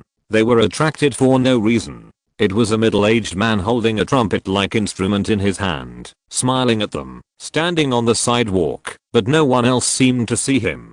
Dear sir and madam, can we chat? The middle-aged man in front of him asked with a smile on his face. The boy and girl subconsciously refused, and the reasons for their refusal were different. The boy wanted to go back to help, and the girl wanted to have a good discussion with the boy about the issue of war and peace, so she also refused. But the next moment, what the middle-aged man said made the two completely change their minds. By the way, you won't reject me, handsome sir and beautiful lady. After all, I just sponsored a grand speech for you. The middle-aged man wore a warm smile on his face, gently pounded his chest, and said, let me introduce myself. I'm Rami, and I'm currently following the great lava Duke Link.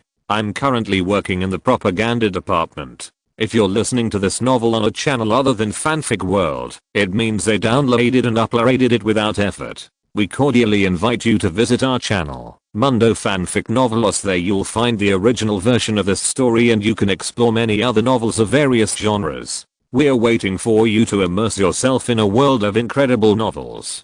Chapter 688 War. You are Amel? The girl exclaimed, almost screaming, but fortunately she stopped in time. Ramel, one of the earliest followers of Duke Link, as a bard, he not only holds a high position, but also wrote many popular poems. As a former enchantress in a forest hut, one of her favorite people is Ramel, and her position in her heart is second only to the singing queen Sophie. Because many of Ramel's poems are widely circulated, with gorgeous words and profound meanings, such as the Son of Azan and the Roar of the Young Lion. Sir Ramel?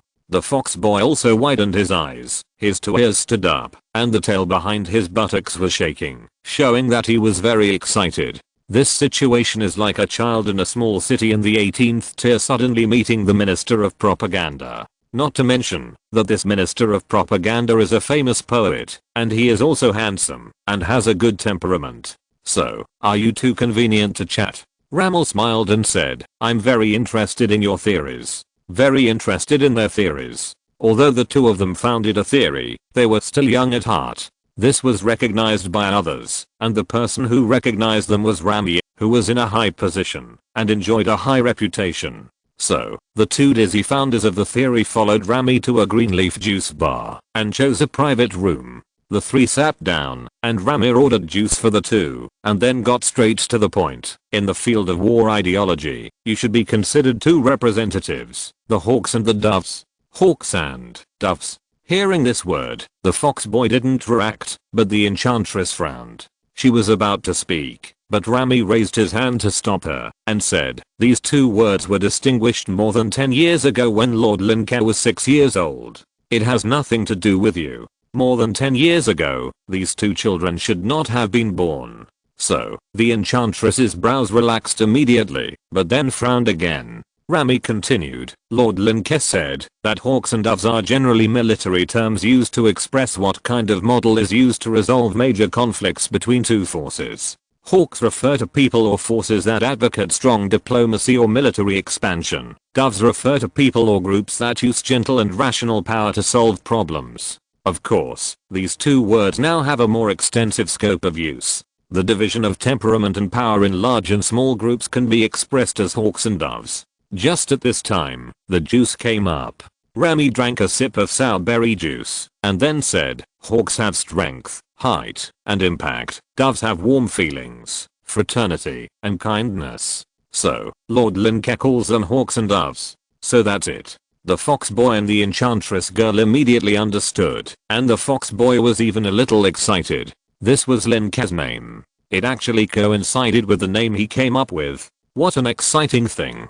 The fox boy was so excited that he wanted to shout out. The enchantress' eyes also lit up.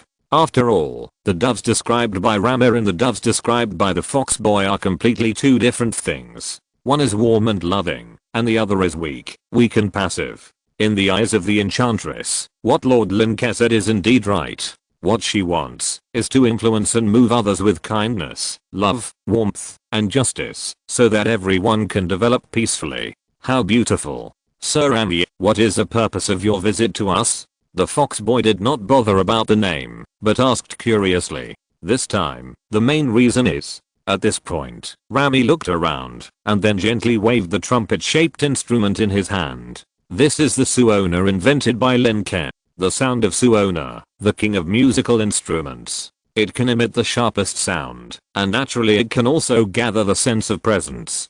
After receiving the accidental teaching from René Descartes, Ramal transformed the suona given to him by Lin Ke into two forms, one of which was the extreme noise and the strongest sense of presence, and the other was the use of collecting the sense of presence. Therefore, Ramal even thought that he could consider working part-time as a killer or something. At this time, after collecting the sense of presence of the three of them, Ramal said, because the war is coming soon. The war is coming soon. The two of them were confused when they heard it. The enchantress girl asked directly in confusion, hasn't the war come a long time ago? It was announced in the previous 5-year plan. Yes. Ramal nodded, then shook his head, but it's not. The boy and girl were even more confused. Ramal immediately explained in a deep voice, before, it was in the preparation stage. The center and focus of Dahuang City was still on building itself and building Nassim. And now, Dahuang City has to devote its energy, or even a large part of its energy, to the war. And the target of the war is another main plane, the main plane named Honduras. The enchantress girl's pupils trembled, and she continued, that means, in half a month, Dahuang City's aircraft carrier will be dispatched to the front line. Ramal's eyes flashed, my Dahuang City will. Hearing this, the boy and girl subconsciously said, take the lead in the charge. The boy's voice was slightly excited and passionate, while the girl's voice was full of some disbelief. But, why? Does war have to be the beginning of the two civilizations? After the girl said take the lead, she immediately asked Ramal with a sense of powerlessness, can't we face other main planes with flowers and smiles? Seeing this, Ramal couldn't help but raise his eyebrows, thinking in his heart, Lord Lin Ke is right. This kind of saint is often unreasonable. Before he opened his mouth, the boy next to him laughed. You mean, people use aggression and killing to deal with you, and you respond with flowers and smiles? The boy had a hint of sarcasm on his face. Then why don't all of us in the great wilderness? No, all of the Nassim people commit suicide collectively. You. The girl immediately glared at the boy and opened her mouth to refute. But Rami raised his hand to stop the argument that was about to begin and said, now, countless people have already died in the secondary planes on the front line, and many people have also died. Among them, a long time ago, Lord Lin Ke's mother disappeared in the sphere of influence of the Honduras plane. Recently, many of the proud sons of heaven that you don't know about have also fallen on the front line one by one. Lord Lin Ke didn't want everyone to panic too much, so he didn't spread the news. Chapter 689, Fighting by Order. Many people are missing. Many people have sacrificed their lives. Even Lord Lin Ke's mother was not spared, and there are even many geniuses who they don't know are dying outside, and they know nothing. Why don't you announce the news? The enchantress girl murmured, announce the news, so that more people can go to support. Then the whole nation will panic, and our normal production and normal life will be affected. The fox boy looked at the girl more and more like a mentally retarded person. Ramel looked at the fox boy with surprise and felt that the boy was quite knowledgeable, just like Yale when he was a child. He also said to the girl, in short, there must be a reason for us to make this decision. But now, the strategy has changed. We in Dahuang City need to go to the front line to share the pressure, and at the same time, we need to collect data and information as much as possible. Data and information. The boy and girl were shocked and immediately knew the purpose of going to the front line. There are countless small spaces inlaid in the Great Wilderness Tower of the Great Wilderness City, and there are even many secondary planes, plus the Great Wilderness University. It can be said that the Great Wilderness City is currently the most authoritative, most complete, and most developed research center in Assam. The Great Wilderness City has many names, such as the Financial Center, the Political Center, the Commercial Center, and the Entertainment Center. Now it seems that a scientific research center should be added. As a scientific research center, only by knowing yourself and the enemy can you win every battle, so the best way is to understand in advance and understand the other party thoroughly. What kind of life form is it, how it survives, what kind of food it likes. The more comprehensive you know, the better you will know how to deal with the enemy. For example, the perverts in the Biological Research Institute can study bacteria that specifically conquer the immune system of a certain intelligent life, and the people in the Botanical Research Institute can study the delicious food in the eyes of a certain intelligent life, but that kind of delicious food is fatal. In short, knowing yourself and the enemy will win every battle. So, do you need us to do anything? The fox boy clenched his fist slightly. As long as the Great Wilderness City gives an order, he can donate his life for the Great Wilderness City. Because he knows that, even if he doesn't die now, he will die in the future. At least after his death, his parents will be treated well. This is the reputation of Duke Link. At the same time, he believes that in this life, there are always some things that are higher than life. When he had this kind of awareness and understanding, his brain became so sensitive and became slightly better than his peers. He believes that this is another way for the plane to give him feedback. So, even if it means sacrificing his heart, he will do it. What you need to do is very simple, that is, to promote your own doctrine. Rami smiled. I will provide you with support, a lot of support, including official funds, publicity, venues, etc. Promote doctrine? It's that simple. The fox boy was a little stunned, but, even if you don't ask, we will do it ourselves. The expression of the enchantress girl is similar. This is equivalent to saying that the official comes to you and tells you to continue working every day, or just eat, drink and have fun every day, and the official will give you a better job, or better food, drink and have fun. Do you still need to say this? Can't you just start promoting and start giving venues? Yes, I know. Rami smiled and waved his hand. But, what I need is that you also have to resist. Right, resist? The enchantress girl glanced at the fox boy and saw the fox boy's contemptuous eyes and immediately gnashed her teeth in hatred. How to resist? The enchantress girl asked fiercely. Rami took in the expressions of the two people and then said, it's very simple, because your two doctrines have opposing ideas, and even to a large extent, most of the content is opposing ideas, so your opposition is very reasonable. No, my ideas can accommodate her ideas. The fox boy denied it categorically at this time. My hawk faction includes war and peace, but it just needs the right medicine. The enchantress girl was about to resist, but was stopped by Rami's hand. Okay, both of you stop making trouble, and listen to me. Rami showed a little dignity and his smile was also retracted. He is quite busy, and can spend more time on meaningful things, but he can't eat dog food in front of two young boys and girls who are just beginning to fall in love. The longer he eats, the more painful his single heart becomes. You know, even Orf got together with Granny Zase for no apparent reason. And they got together in the lab through flirting, a pure office romance. And what about him? He still has no partner. Simply put, the hawks advocate toughness, the doves advocate softness, and the combination of the two of you, the unity of opposites and dialectical view, is our foreign policy. Ramel said, "You too will soon have countless people from the great wilderness, and even countless Nasan people adore you, respect you, and follow you, so I need to inform you in advance." As he said this, Ramel looked at the two people's eyes from left to right, as if he could see their hearts. "You are still children, and you shouldn't be asked to do this. But you established your doctrine too quickly, and now it has a small scale, so you can only take on the responsibility." The enchantress girl was shocked at this time, but isn't this a good thing? Being admired, respected, and followed by countless people, isn't this a good thing? Is this a good thing? Ramel wanted to laugh, but when he thought of Lin Ke's often suppressed anger, often worried about the future, and often silent thinking, he couldn't laugh. He sighed. Maybe it's a good thing, maybe it's a bad thing. You know, it's also a responsibility. But what I want to tell you is, you must keep your heart and always remember today's conversation. Your growth and your drastic changes come not only from your efforts, but also from the great wasteland city that has been pushing you behind the scenes, from the millions of people in the great wasteland city, and from the countless people who trust you. You must always remember that you are only in ideological conflict, and you can't fight without bottom line in reality. Ideological issues can only be resolved with ideas.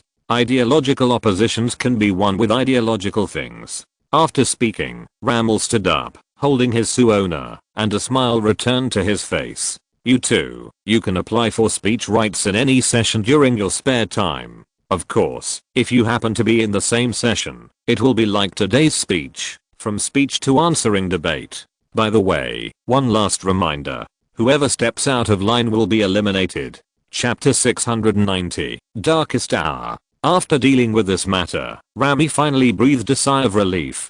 Teenagers are the easiest to control, but also the hardest to control. They are easy to control, because they are always easily moved by feelings and emotions. As long as they are given a little trust, support, and encouragement, they will be loyal to death. But teenagers are also the hardest to move, because most teenagers have passion in their hearts, and more will choose to do what they think they should do. Adults are just the opposite. Most adults are also easy to control, as long as they use benefits. Only a small number of adults are impenetrable and unyielding. Once they have made up their minds, they would rather die than beg for mercy. Fortunately, the enchantress girl and foxboy that Rami came into contact with are in adolescence. People in adolescence tend to pursue a sense of identity, tend to pursue the shaping of their values, etc. At this moment, if their own strength suddenly expands endlessly, their mentality may immediately become unbalanced or even distorted. Not to mention the overwhelming pressure and responsibility they have to bear in the process. Although Rami will arrange people to assist the two teenagers, it is still better for them to grow up on their own. If these two teenagers grow up, perhaps they will have a good development in the future. Of course, that is the future, and there are still many things to do now. Rami hurriedly walked out of the juice bar and went to another place, the factory area in the east of the city. Film and television factory. A large number of movie stones are produced here every day, and there are even many commodores in wonderful places. It is no exaggeration to say that every small month, a small vein of stone is consumed here. When Rami came here, he encountered the most busy caravans. Since the success of the Great Wilderness Road, countless caravans have included the stone in the list of must-have goods. The stone is so easy to sell. Intelligent life will naturally have curiosity about all the information in the world. This is a spontaneous curiosity of intelligent life and a desire for exploration of life. That's why Daodain was so popular in the previous life. Countless people would be attracted to some knowledge that they would forget after watching it, and then they would forget the content of the video after watching a whole video and 2 videos later. Moreover, this content may still be irrelevant to life. This is still irrelevant content, let alone relevant. The movies produced by the Huangcheng are not only wonderful, but also have profound implications like Schindler's List. However, Rami came here not for business, but for cultural things. Since the war is about to start, there are many things to do. According to Lin Ke's meaning, at this time, everyone's will should be subtly influenced to make the war mood high. It is a pride to be a soldier, a pride to be a soldier, a pride to die on the battlefield, and a shame to be a deserter. Of course, this kind of atmosphere also exists in the Huangcheng now. With the improvement of people's wisdom, everyone knows who is defending the country. Everyone also knows that for the same salary, some people only need to use their brains, some people only need to use their hands and feet, but some people need to use their lives. Some people use their mouths to give speeches, or act as actors, and spend a day's physical strength to allow you to have 1 or 2 hours of happiness, sadness, touching and other emotions. And some people give their lives, just to let you continue to have those emotions for a longer time. So, there is a reason why they deserve respect. And now, Rami has a lot of things in his space ring. There are poems, paintings, articles, novels, music, comics. These things were all selected by him from many works. Not only are they well-meaning, but they also have considerable sales. In other words, the audience is very wide. You know, the comics and cool novels that Lin Ke created are not only written by Lin Ke alone. The writers can be said to be all over NASA and even spread to some secondary planes. Therefore, the works can be said to be rich and diverse. And what Rami has to do is to transform all these things into movies. Some people can't read the text. The literacy rate in NASA is too low, which has caused many people to actually not appreciate the charm of comics, novels and other works. Comics are easy to say. Images and texts can be guessed a little bit, but it is also difficult. As for novels, many people can't understand them at all. Therefore, audiovisual film and television is very important.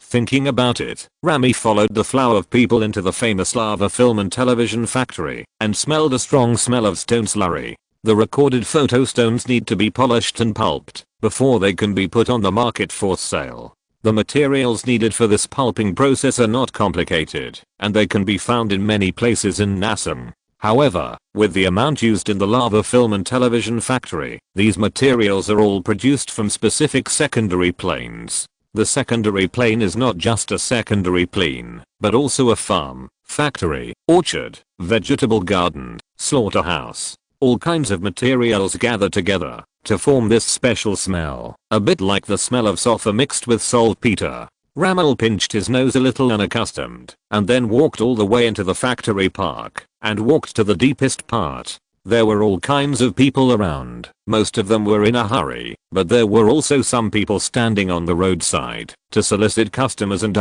mainly asking if they needed photo stones, the pirated ones. In the past, piracy was hit hard, but there were always some small workshops that still made it themselves. The big ones, for profit, have been hit almost, and those small ones, for making a living, many of them are just side jobs for poor families, so Rami and his friends didn't pursue them in detail. There must be a way for people to survive. Rami walked past a group of people who were selling photo stones in a very low-key manner. It seemed that they knew the kindness of the great wasteland city, so they did not go too far, but were very low-key. "Sir, do you need us in? The latest goods.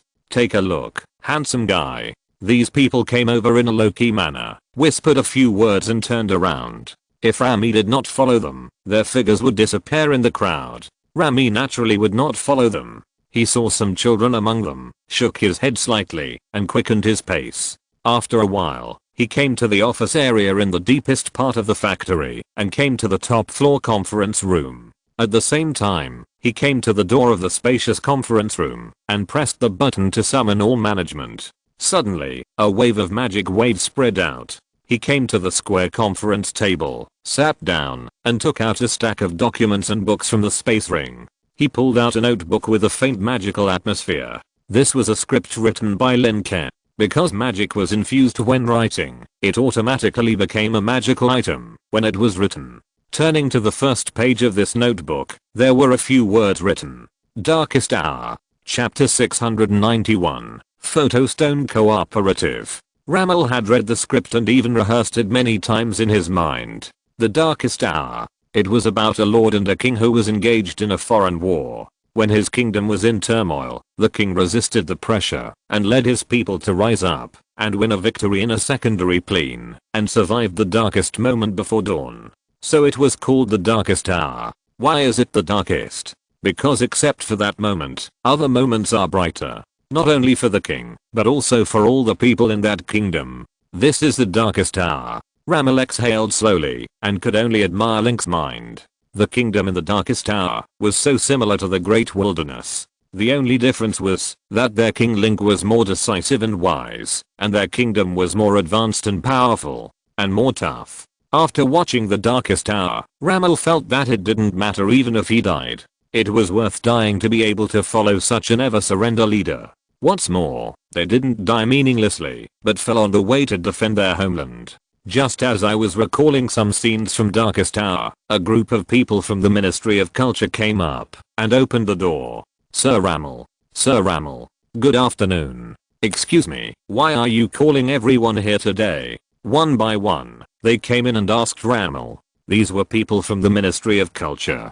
Many of them were professionals, but there were also ordinary people with good talents. After they came in and greeted each other, they went to their respective positions, and then looked at Ramal, who was at the head, and calmed down, waiting for him to speak. Everyone, some of you were promoted by me from the Farsafan Wild Party, some of you were farmers of Azan, and some of you were slaves who got lost during the migration of the Holy Life Alliance tribe. Ramal glanced at everyone and spoke slowly. When everyone heard this tone, their hearts suddenly jumped. The meeting room was very bright. The square room faced the direction of the Great Wild Tower with a large floor-to-ceiling window. Light and warmth poured in from here, so it would not be cold even if it snowed. But at this time, everyone felt like shivering. Who is Ramal? To the outside, he is a romantic and unrestrained bard, but to the inside, he is a powerful minister of culture. In the early years, when Rami did not follow Lin Ke, he had wandered around the Nathan continent, visited many places, and met many nobles, barbarians, poor people, etc. He was naturally proficient in all means. Under Lin Ke's signal, Rami was very ruthless and tough, which was very intimidating to everyone, and to a large extent, it also avoided the problem of corruption in the Ministry of Culture. At this time, everyone heard Rami's tone and opening remarks, and they just felt a little panic, always feeling that something big was going to happen. Even a few of them were sweating coldly, and were thinking, if they had done something wrong, or if they had done something that was discovered. Rami took in everyone's eyes, and planned to go down, and check those people with wandering eyes and cold sweats, and then he continued. And this major task is to adapt all these works into movies, and then sell them to the entire Nathan continent. It's just making a movie. Everyone breathed a sigh of relief. They all saw the papers on the table in front of Ramal, and thought that was all. Ramal pointed to the pile of works on the table in front of him, and then said, of course, there are still a lot of works in my space ring. I didn't release them all at once. There are probably more than 56,000 copies in total. More than 56,000 works? Exclamation mark. Everyone was stunned. What does a good movie need? A good script, good actors, good scenes, good sounds, good special effects, good rhythm, good visual effects, good themes, good shots. Too much. More than 56,000 works? Not to mention more than 56,000 copies. Even if it's more than 6,000 copies, it will take several years to finish shooting.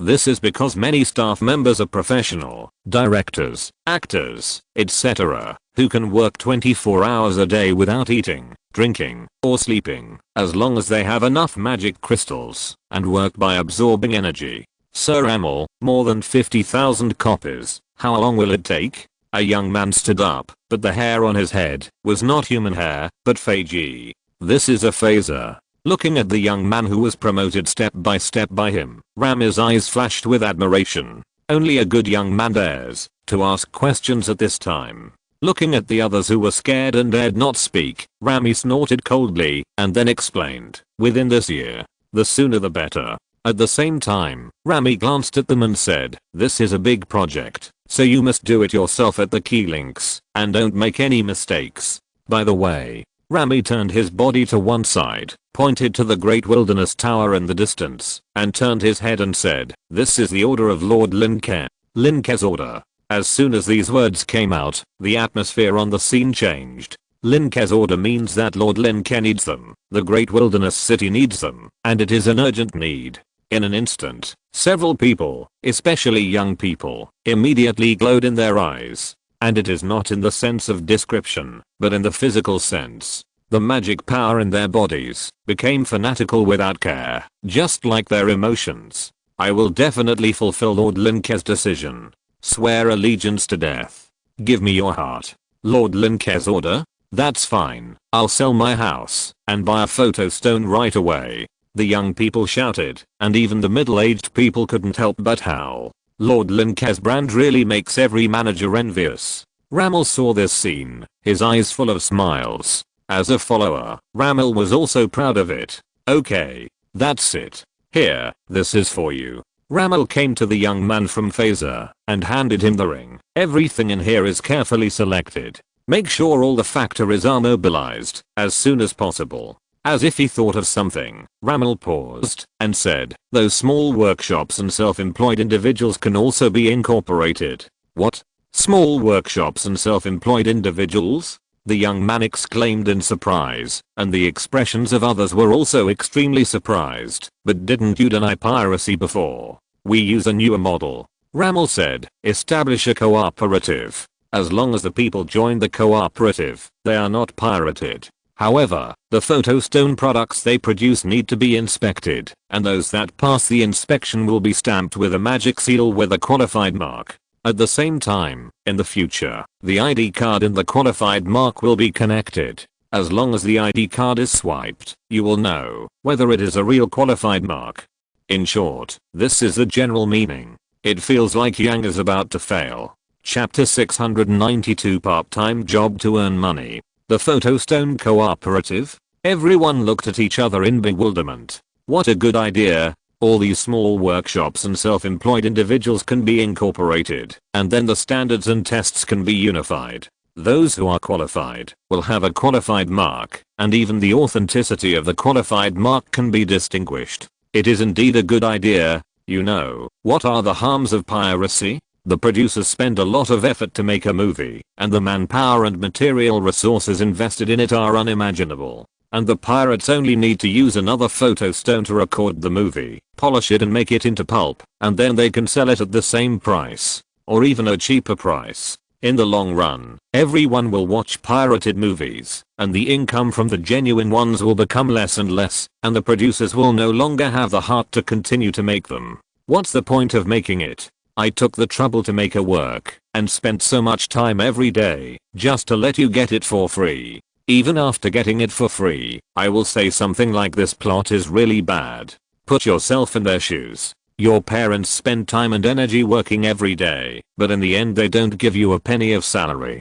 Don't you feel angry? So, everyone present knows the harm of piracy. But now that Rami has said the solution, everyone immediately knows how to solve it. As long as the pirated products are indeed tested, and the quality is passed, they can also be sold. Even if they don't pay any handling fees, they can do it.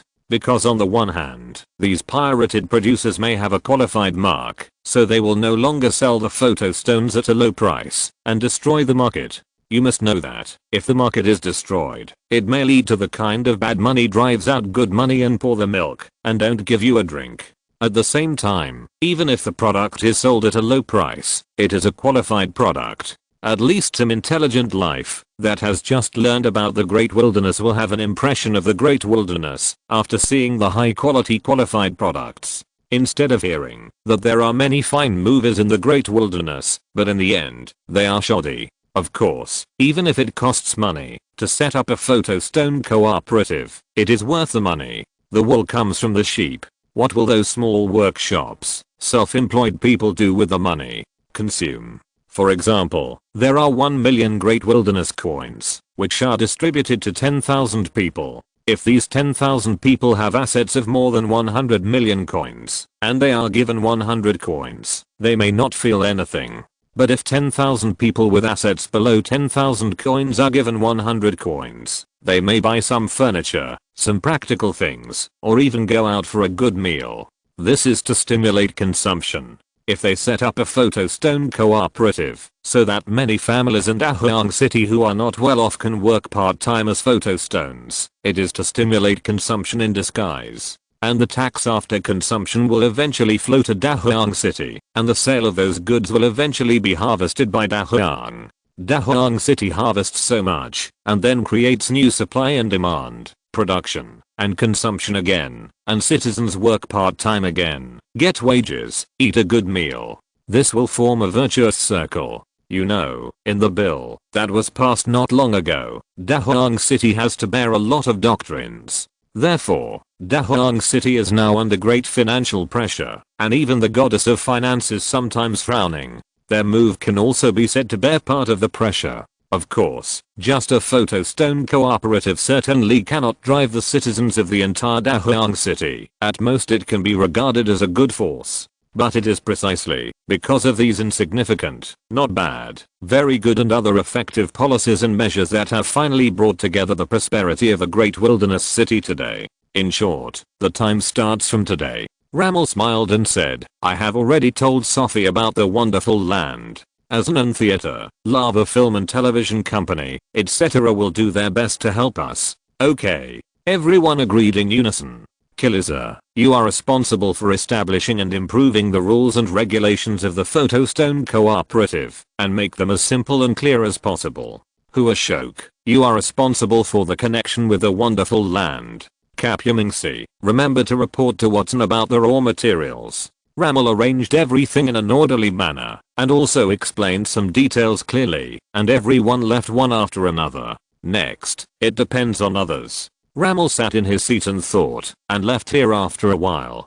Ken sneaked into the film and television factory again, carrying a school bag made of Warcraft fur. This is the most complete and best piece of furious bear skin left by his father from hunting. Because he couldn't afford a school bag, his mother made him one. His family is very poor. If he didn't go to school for free, or if his parents didn't listen to the words of the great wilderness city hall, I guess he would have been like his parents, and could only earn a little hard-earned money to support the 6 people in his family. His mother made shoes herself, but because the style was too ugly and the material was not well polished, few people bought them. And his father was an outsourced foreman of the Ant God Engineering Company, and he could only earn hard-earned money. As the youngest in the family, Ken's mind is very simple. His parents work so hard, and his brothers and sisters are all in college, and spend a lot of money. He is a 6th grade elementary school student, and he must help share the pressure at home. Brother Leopard, I got 3 photo stones this week, can you see if they work? Ken, with red hair, fair skin and quite cute, is very conspicuous among the hurried merchants. However, no merchants will come to the alley where he is, because this is a garbage dump. Not far in front of Ken, there was a young man drinking milk tea, sitting in the back of a garbage truck, playing poker with 3 other young men and women. Hey, isn't this Ken?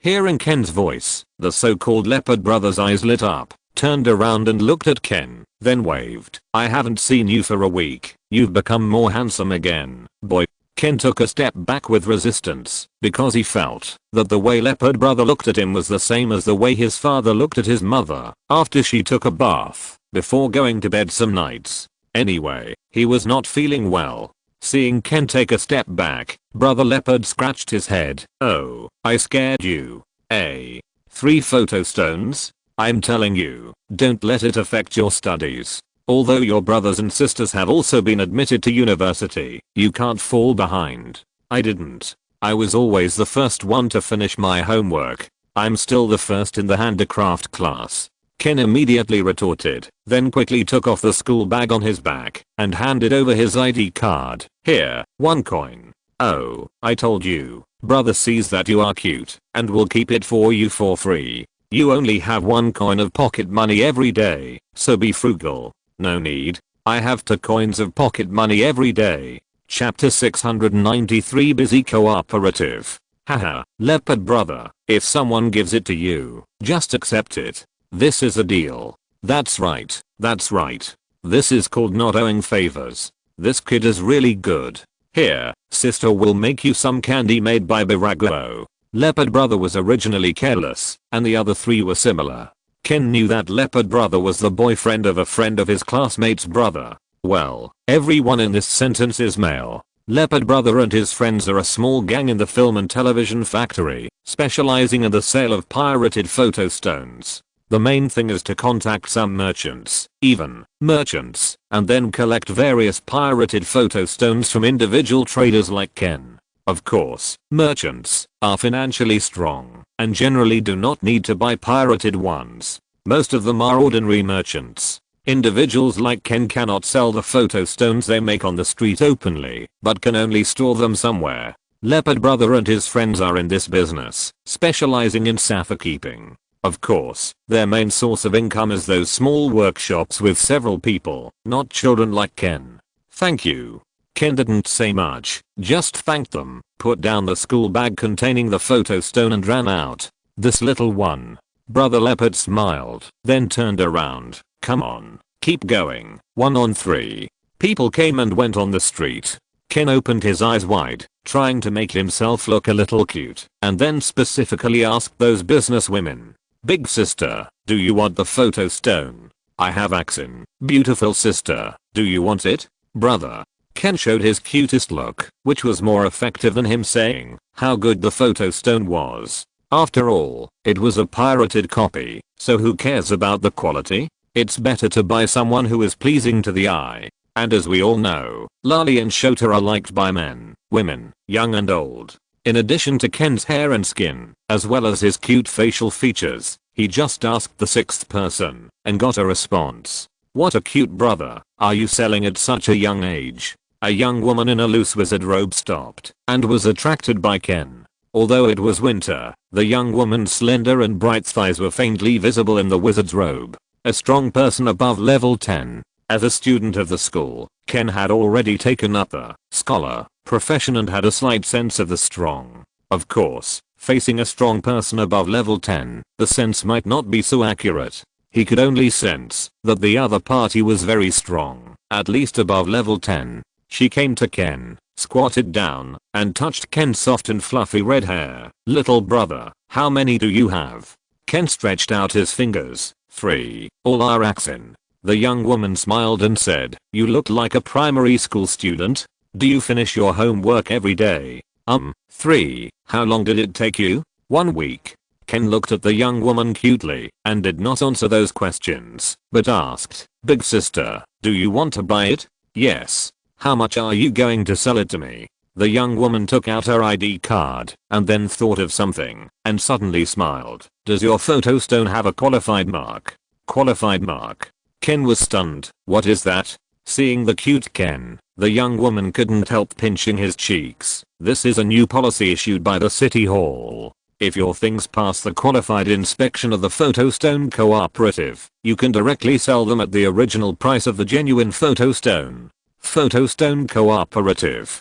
Qualified inspection. The most important thing is the original price. The price that Ken and his team sell is generally 30% to 80% off, so they can make about 5 coins. If it is the original price, then they can make more. But, is it difficult? Ken looked doubtful. Will they arrest us? As a 6th grade student, Ken already knew some of the most basic laws. If it wasn't for the purpose of subsidizing his family, he would not have come out to sell the photo stones. Difficult? Maybe. The young woman stood up and stretched out her hand. They definitely won't arrest us. Come on, I'll take you to see. Ken hesitantly stretched out his hand and held the young woman's hand. You're so tender. The young woman's eyes lit up and she rubbed Ken's little hand vigorously. Without waiting for Ken's reaction, she pointed in a direction. Come on, this way. Ken was pulled forward all the way, and finally the two stopped in front of a building similar to a city hall. There was a plaque on it, which read Photo Stone Cooperative. People came and went at the door, some carrying bags, and some empty-handed. Those who went in looked expectant and nervous, and those who came out had all kinds of expressions, some happy and sad, and some angry. This is the place to get the certificate of qualification. Here it is. The young woman said with a smile. How is it? Are you confident in your goods? If so, go and check it out. Okay. Ken ran back in a flash, got his school bag from Brother Leopard, and ran back again. Then the young woman took him in for testing. Unexpectedly, after 3 minutes of appraisal, Ken's 3 photo stones all passed. The qualified inspection mainly tests the clarity, stability, and sound of the playback picture, as well as the polishing quality of the photo stone's appearance, etc. As a primary school student, Ken actually met the minimum qualified standards in all aspects, which was quite unexpected by the young woman. After Ken sold the things and left with satisfaction, the young woman stayed in the hall. She weighed the photo stone in her arms and walked into a room on the second floor of the hall. There were hundreds of photo stones of different sizes in this room, and someone was sorting them out. The young woman put the photo stone over and said to the staff who were sorting it with a smile, "I found another prey, but it's still a child. It's not easy for a primary school child to come out to work." The staff was a young man. Seeing this, he took the photo stone and smiled. "That's right. But it's rare for a primary school student to be so sensible. It must be that the school teaches well." The young woman stretched, and then envy appeared in her eyes. "If I could read when I was a child, I wouldn't have to grow up to know so much. Haha, okay, go and get the next one. The tasks these 2 days are very heavy. Not these 2 days, these 2 years. I'm a young woman in my prime, and I don't have time to fall in love. Alas. Actually, I'm pretty good. How about considering me? Haha, haha, haha, I'll continue to look for prey." So the young woman went out and continued to look for the next prey. The entire Photostone cooperative is in such a busy state. Of course, it's not just the Photostone cooperative. There are suddenly many more cooperatives in the city. I guess it's a sheep. Yesterday it was 38.8. My whole body aches. I feel dizzy and have a headache. I can't do anything lying in bed. I can only close my eyes and endure it. Chapter 694, The City of Sunlight.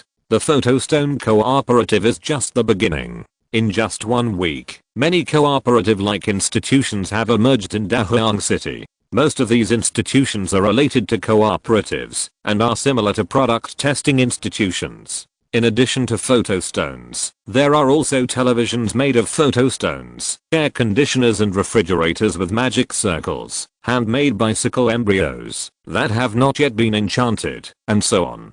This gives the people of Dahuang City another livelihood. In the past, the people of Dahuang City were leisurely and every day except for necessary work, they lived.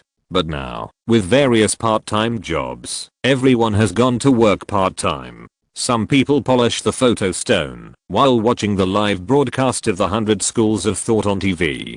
Some people knitted sweaters while playing mahjong. Some people wrote manuscripts while taking a foot bath. In short, everyone's life suddenly became colorful. At the same time, the goods received by the outside world in Dahuang City have also increased significantly in a few months. Of course, let alone the thousands of secondary planes in the stars, even the needs of the Black and White Kingdom cannot be fully met.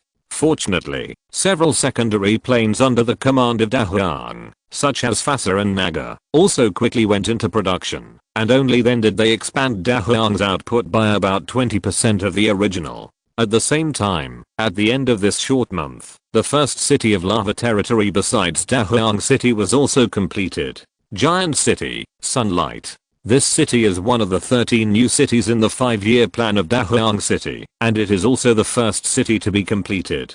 It is located in the former Azan territory and looks the same as the Great Wall Fortress. A long glass city looks like a crystal city. The sunlight shines directly on the solar heat absorbing glass and then absorbs the energy and turns it into energy inside the city. Sunlight, built.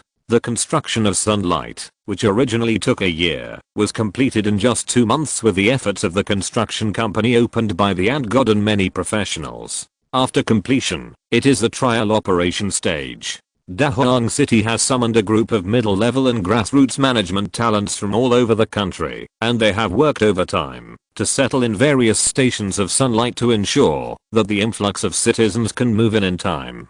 The citizens of Sunshine are selected from the whole Nasang, and more of them are the middle and lower intelligent life forms of Nasang. Because for them, having a place to stay is the most important. Of course, although it is said so, Sunshine cannot take care of the whole Nasang. The people who are taken care of are obviously poor or sub-poor people. They are poor to begin with, and even if they sell their property, they may not be able to raise enough money for a teleportation array. Even many middle and lower people cannot receive information about Sunshine. Only a small number of people can roughly know this information if they see newspapers on the street, or the propaganda at the public notice of the newsstand, or the TV broadcast at the TV sales place. However, Da Hoang City has also discussed the relevant results with all parties of Nassim. For the Holy Life Alliance, many poor and elderly people are a burden to the tribe. It is similar to the Everfriz Council. There are countless beggars in many families and rats in the underground. The same is true for the Black and White Kingdom. There are many poor, old and weak people in the territories of various lords and nobles, and they can't get rid of them. Therefore, the Great Wasteland City discussed with all the forces. Transport points were opened in various places. No matter what age, what job, what gender, as long as they are willing, they can all be taken to the Sunlight City. Until they are full. Even people from the secondary planes can be taken. There are only 20 million quotas, first come first served. So, after this news spread, all places were boiling. Especially the points where this information was spread were TV sales points and newsstands in public areas.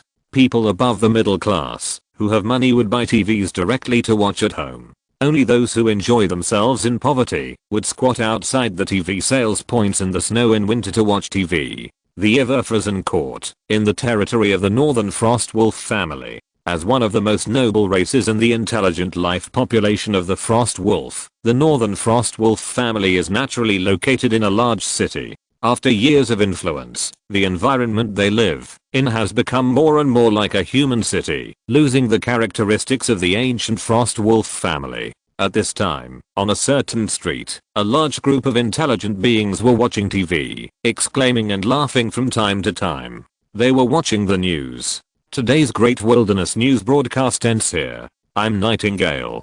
Let's go for a while. As the female anchor's closing words sounded, the news for today also ended. However, everyone did not leave. Whether they were frost wolves, humans or conifer people, they were still squatting to keep warm and waiting for the next news. Not far away, there were people sweeping snow with brooms. Looking at this scene, they also showed a warm smile. The life of the lower class people is the hardest, but the happiness gained from finding joy in suffering is also the most healing. However, the next news interruption made everyone's eyes widen. What? Free to sunshine? Nowhere. Is there a pickup point in our Frostwolves territory? No age, job, gender, country, race. I want to go. Those present were either collaterals or illegitimate children who were excluded by the Northern Frostwolves, or a very small number of life races that were not Frostwolves, and they were often discriminated against. Especially for lifelike humans. After the rise of the Black and White Kingdom, they have been extremely discriminated against by the Everfrizen Council. The most common symptom is that humans discriminate against humans. Some people who work for other families will discriminate against their own people, as long as they are not in human territory. But what about most of the lower class people? There is no way. They have heard that the Great Wasteland City is a beautiful and wonderful place, and they have also heard about how the poor people there live a good life. However, it is not easy for them to live every day, and being able to watch street TV at night is a luxury and expectation every day. They have no ability, strength, or courage to change. Stepping out of the comfort zone means stepping out of the existing life that makes you feel comfortable and seeking a breakthrough. For many poor people, their final breakthrough often means taking risks, which means illegal acts such as theft and robbery. However, this is a situation where there is no way out. Now, there is a way. Looking at the excited people in front of him, the middle-aged man sweeping the floor was also a little moved. He was alone, with no old people or children, and all of them were lost in the repeated attacks of monsters on the village. If he wasn't in good health now, he would have died long ago. So, do you want to take a gamble? If you're listening to this novel on a channel other than Fanfic World, it means they downloaded and uploaded it without effort. We cordially invite you to visit our channel, Mundo Fanfic Novelos. There you'll find the original version of this story and you can explore many other novels of various genres. We're waiting for you to immerse yourself in a world of incredible novels. Chapter 695, Northern Frost Wolf. Old Ravi finished sweeping the floor and walked slowly home in the snow. On the way home, if there were any trash cans or piles of debris on the roadside, old Ravi would take a look. If there was no danger, he would just dig a few times. Of course, there would be no good things to find. The useful good things would be picked up by the beggars during the day and would not be available until the night. However, if there was no expectation, there would be no disappointment, only surprises. So, old Ravi hummed one or two songs he heard from the great desert city and walked towards home with his big broom. After walking for about half an hour, old Ravi stopped after a little breath. In front of him was home. It was called home, but in fact it was the gap between two houses in the civilian area due to unreasonable architectural planning. These gaps are often the shelters of many homeless people and beggars. Of course, because they are in the gaps, they are naturally in the protected gap. The ownership of these territories is usually determined by fists, and a small number of them are determined by money and materials. Of course, it is very little money and useless materials. As for old Ravi, he joined forces with several other old men to jointly occupy all the gaps in this block. His gap is the most comfortable one among them because he is the youngest among these old men and the only one who has a job because of his good sweeping skills. Of course, this job is not that good, but at least it is a job, and it is a job given by the frost wolves of the north. Just like in the previous life, officials of small positions are still officials. Don't treat small officials as people of the court. This is one of the reasons why old Ravi hesitated for a long time today. The job of sweeping the streets was also learned by the frost wolves of the north from the great wasteland city. After finally getting such a job, does he still have to go to a distant and unfamiliar city? The city is called Sunlight, and he has also seen it on TV. In the past, he regarded it as a fantasy movie, that is, something that does not exist, similar to heaven and the kingdom of God. Who knew that they could actually live in it?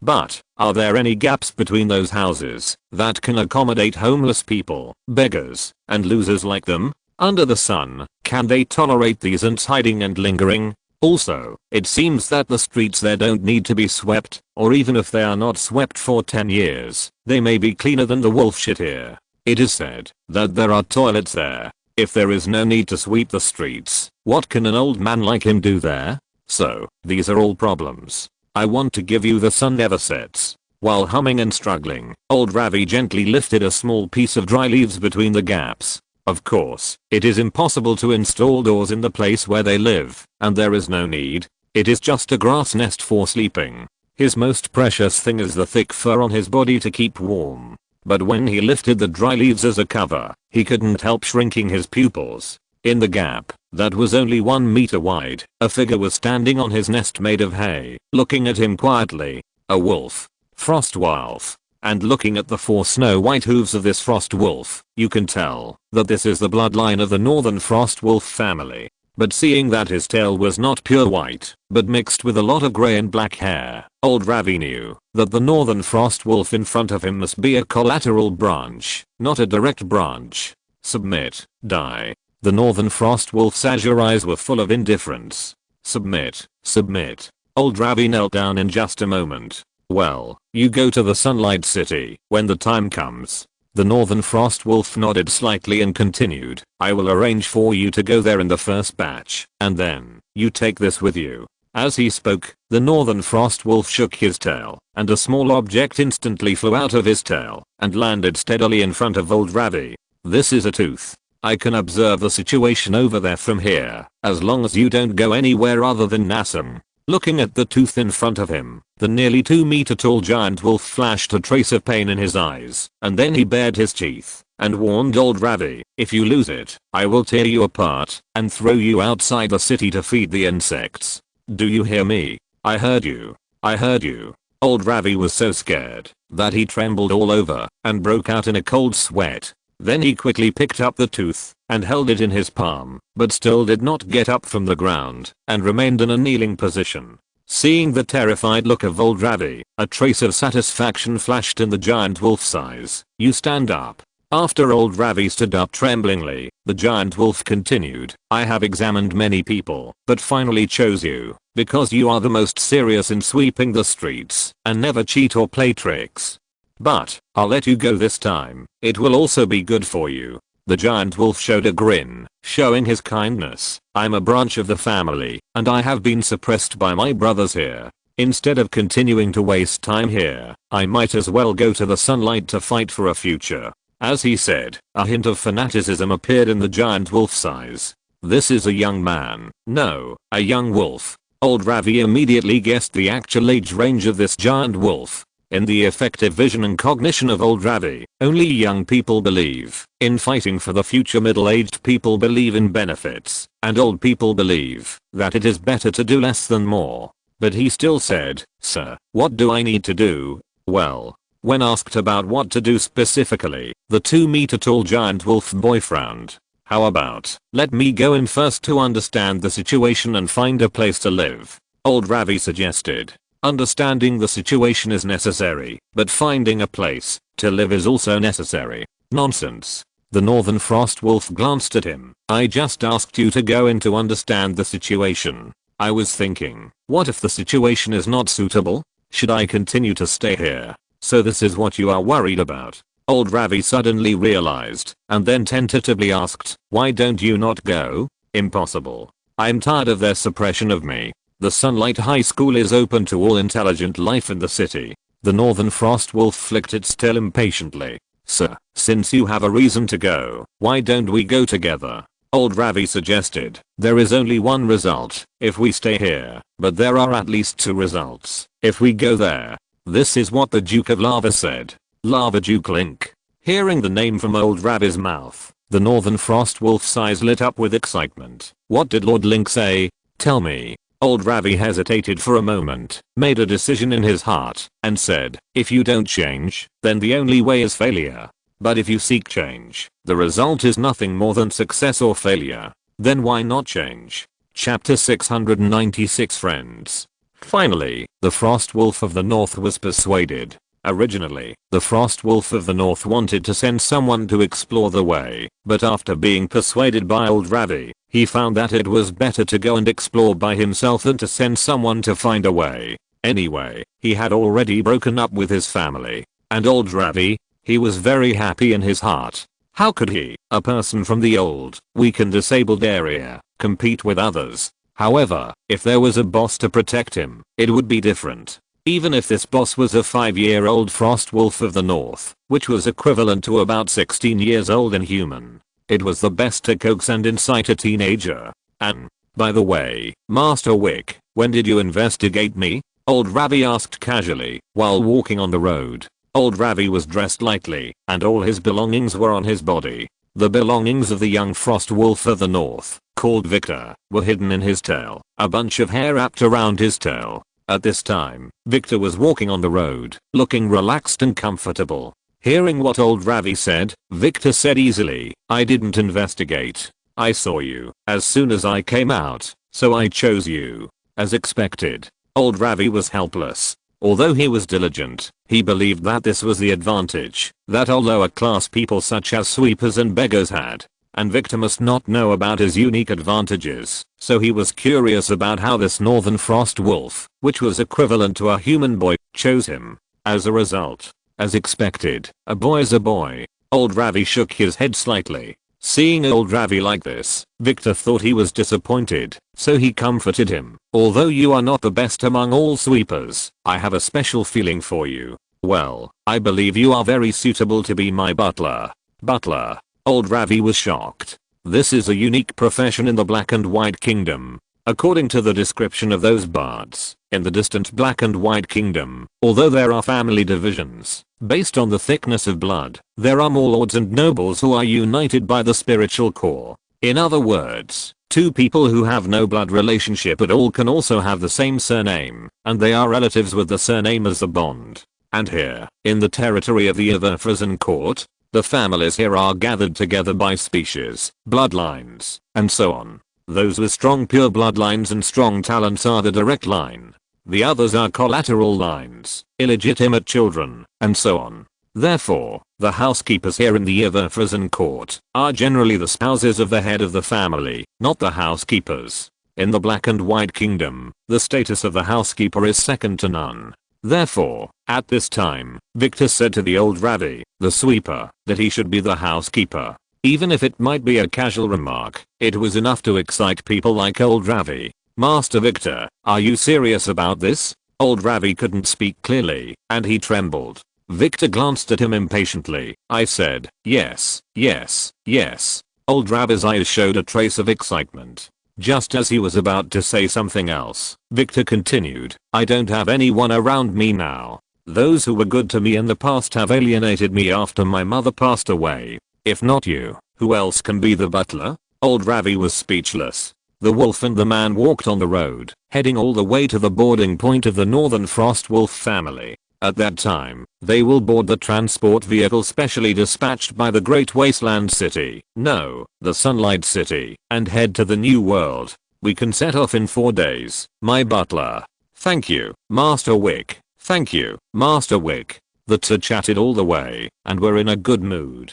However, just when the mood of the man and the wolf was getting better and better, Victor's face suddenly changed. He turned his head and looked in the direction they were coming from and saw 2 majestic Northern Frost Wolves staring at this side on the ground in the distance. The 2 Northern Frost Wolves sat on the horizon, their bodies estimated to be 4 meters tall. This is my cousin and my cousin. Get on my back, Victor said anxiously. How about you go first, Lord Victor? Old Ravi hesitated and said, I don't want to implicate you. In fact, what old Ravi was thinking was that Victor's cousin and cousin were not looking for him, so what did he have to do with him? As for feelings after knowing each other for one night are also called feelings. They are indeed young people. However, Victor's eyes were also moved by what old Ravi said.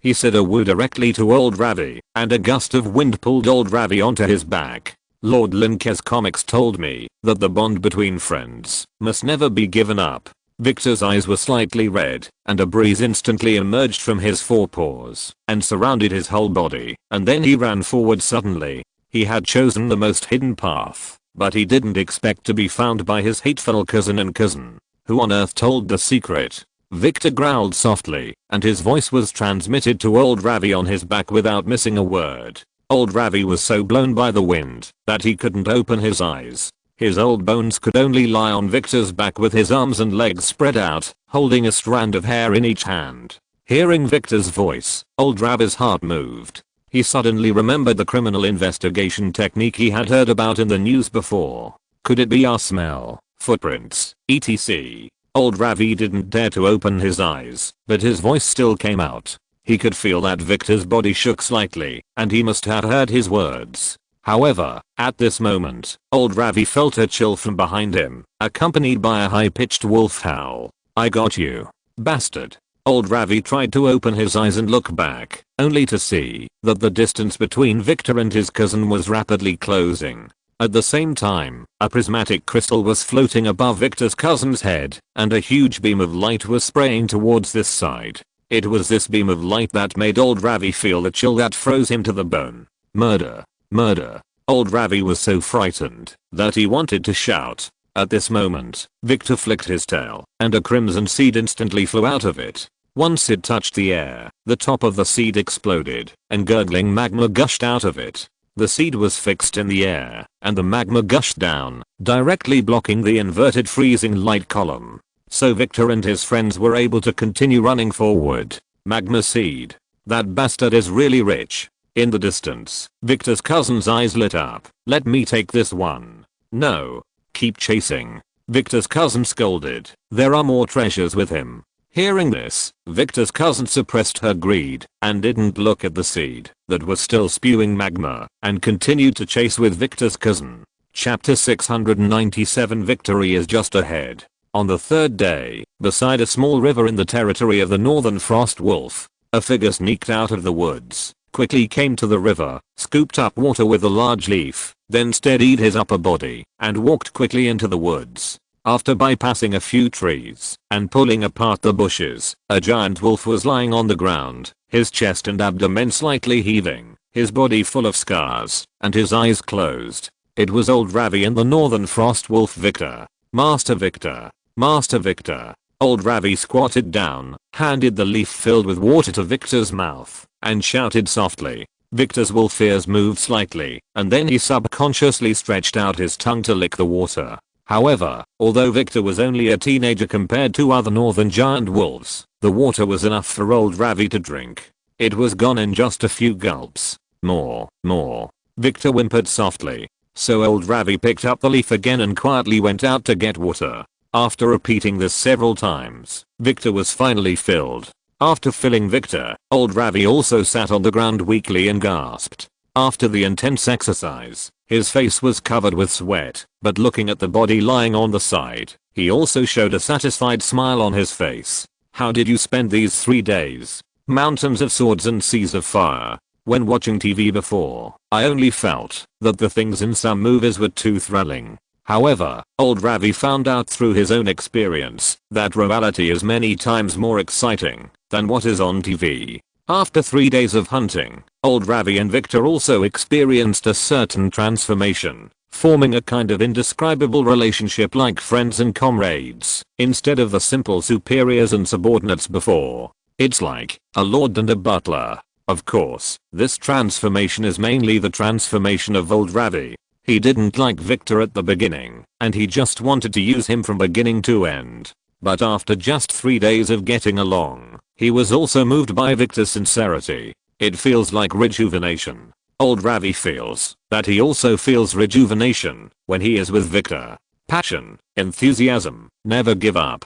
This is the innocent heart that old Ravi has awakened in Victor's repeated rescues. For Victor, from the luxurious life since childhood to the experience of falling into poverty later, he can feel how good it is for someone like old Ravi who doesn't value any material things. Old Ravi must have taken a fancy to him. He is a talent, so old Ravi is willing to follow him. Victor deeply agrees. So, the two of them help each other and support each other. With what he learned from TV and the experience he learned, old Ravi helped Victor to find out the gaps and get rid of the pursuit of his cousins along the way. And Victor's magic tools and various treasures are endless. Plus Victor is a level 5 professional, so they escape the pursuit again and again. Old Ravi knows the concept of space artifacts. Although it is something that only upper class people have, it has been talked about on TV. In the past 3 days, Victor has used a lot of things in the space ring, and old Ravi is now afraid that Victor's things have been used up. Because this is the second time Victor has fallen into a coma today. And this time, it was because the two of them fell into a coma. If it weren't for the fact that old Ravi had caught fish in the river to fill his stomach when he was young, they would have both died. Fortunately, they survived. And this place is not far from the border city of the Northern Frost Wilds, where they will take the transport vehicle to the Sunlight City. But today they haven't eaten for the whole day. Old Ravi, who was already weak, touched his stomach and stood up again. Victor, I'll go find out if there is anything to eat. Don't run around when you wake up. Old Ravi picked up a stick casually, then bent his body and walked forward. This is just a small forest. There are no monsters. Otherwise old Ravi would not dare to go out hunting alone. According to the previous time calculation, at least before dusk, Victor's cousins will not chase here. Judging from the sky, there are still 2 or 3 hours. It's enough for them to make a fire and barbecue. Of course, while walking, old Ravi did not forget to identify the plants around him and observe whether there were any edible plants that he had eaten. If there were, he would pick them and put them in his pocket. However, after wandering around for more than half an hour, old Ravi only found a few fruits and did not see any animals, not even a snake. So he took the few fruits back first and put them next to Victor's mouth when he saw that Victor was not awake, and then continued to look for them. As a result, not long after searching, just when he saw a hare, a voice came from a distance. Haha, lowly human. Victor's cousin. That lowly creature and the human are in this forest. Brother, come here. Victor's cousin howled in the distance, and old Ravi turned around and ran away without looking back. At the same time, he ran and shouted breathlessly, Victor, run. Victor, run. He was not young at all, and at this time he was hungry, running and shouting, which made him see stars. He didn't leave Victor far from where he was unconscious, so if he shouted more, Victor might be able to escape. As for him, he believed that Victor would not let him go. That child was not the kind of person who abandoned his friends. Even if he was abandoned, it would be okay. His life in the past few days was more exciting than his previous decades. He even had a noble northern frost wolf as a friend. Although it was a collateral branch, it was enough Haha. Shout. The only pleasant sound of humans is screaming. Victor's cousin was rushing over at a high speed. Just as old Ravi was running slower and slower, a white shadow came to old Ravi in a flash, picked him up, and threw him on his body. Are you awake? Old Ravi almost burst into tears. The fruits you picked are really disgusting. Victor replied weakly, then his four hooves were wrapped with wind element, and began to run away. Victory is just ahead. Come on, Victor. Old Ravi was already used to riding Victor at this time.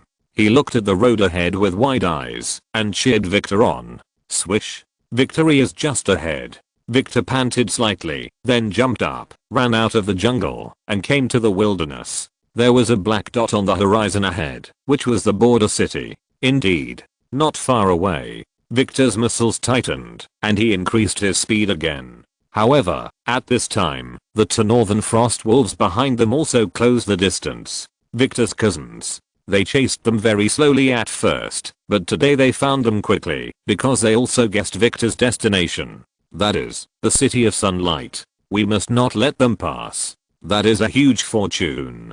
Chapter 698 Old Ravi's Plea. Who?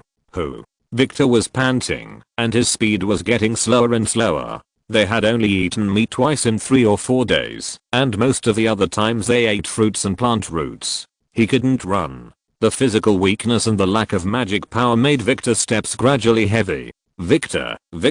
Old Ravi looked behind him and said anxiously, Kit, they are catching up. Upon hearing this, Victor, who was a little tired, once again ran hard, but he didn't last long, and slowed down again. Old Ravi's heart clicked, and he immediately knew that Victor's condition was not good. He made a decision in just a moment. If it were 2 days ago, he would definitely not make such a decision, but today was different. After a moment of silence, feeling Victor's swaying body, old Ravi patted him gently. Victor, put me down. I'm too heavy. Although he was not heavy, he was a burden. Who knew that this sentence was like the last straw that broke the camel's back? Victor did not fall down, but threw old Ravi forward, and a canine tooth flew out with it, which was the one that Victor wanted old Ravi to bring into the sunlight at the beginning. Remember to show me what the sunlight looks like. Victor turned around and ran towards his cousin. Old Ravi did not react for a while. As soon as he sat up from the ground, he saw Victor's back and the canine tooth in front of him. The next moment, he wanted to run out and catch up with Victor. But a gust of wind blew from Victor's side, pushing his body back. If you don't want me to have no strength to fight them later, go to the city and ask the people of the Great Wasteland City to help us. Victor's voice came. Suddenly, old Ravi was shocked. Yes, go for help. The people of the Great Wasteland City will definitely come to save them. Old Ravi quickly stepped forward and ran towards the city. Just 7 or 8 kilometers away is where the transport vehicle to the Sunlight City stops. He didn't dare look back, fearing that he would trip over something due to carelessness. He ran with full concentration, tightly holding the canine that Victor threw to him. Old Ravi was old and weak, and his chest rose and fell as he panted, like a blower. Behind him came waves of elemental fluctuations, roars, and fighting sounds. His heart tightened, and he immediately tried to speed up his pace. His vision was slowly blurring, and between breaths, the smell of rust emerged from old Ravi's throat, which was the smell of blood. Threads of blood and saliva flowed from the corners of old Ravi's mouth. Old Ravi opened his mouth and gasped, but his pace became slower and slower. Roar. Ouch. Roar. The sound of fighting behind him had faded away, and only a faint scream could be heard. Victor's voice. Old Ravi was about to fall down, and he subconsciously shuddered again when he heard this voice. No, I can't fall down. Old Ravi suddenly opened his eyes wide, clenched his fists again, and clenched the canine in his hand. To Victor, old Ravi was someone who treated him sincerely, and so was old Ravi. After going through so many things, he finally realized how pure and beautiful the innocent heart is. The sweeper sped up again, and the small town was just ahead. Old Ravi thought about the friends he had made in his old age, and the innocent hearts of his friends. He ran faster and faster, and became lighter and lighter, with strands of white light emanating from his eyes.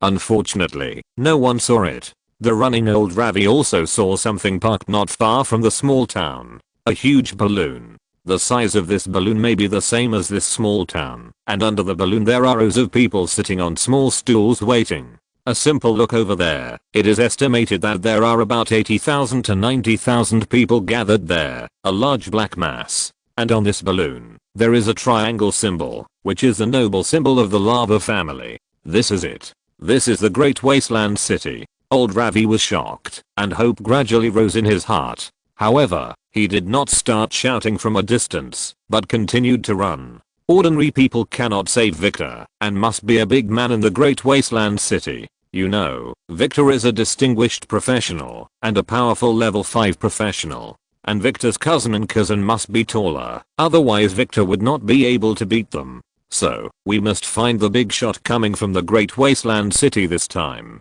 Time waits for no one. Old Ravi ran over quickly, and while running over there, he scanned back and forth, looking for people who might be big shots. But everyone looked dusty, and their status should be similar to his. In desperation, when he got closer, old Ravi could only start shouting loudly to attract attention. Help! Help!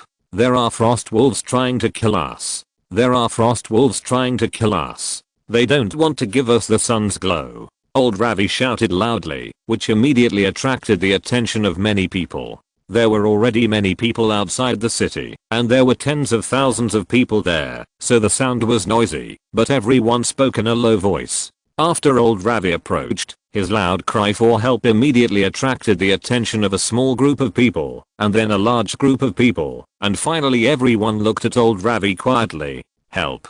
Lords from the Great Wasteland City, please save us. Old Ravi finally ran to the huge balloon, but he didn't know where the people from the Great Wasteland City were, so he could only kneel on the ground and shout loudly. However, fatigue and weakness also broke out when he knelt down. As soon as he knelt down, he felt dizzy, and his eyes went black, and he fell to the side. At this moment, a white shadow suddenly flashed from a distance, and came to old Ravi's side, and then a green light flashed. Suddenly, old Ravi, who was about to faint, suddenly surged with infinite strength in his body, and the original fatigue and weakness were swept away, and even some of his old ailments seemed to have improved a lot.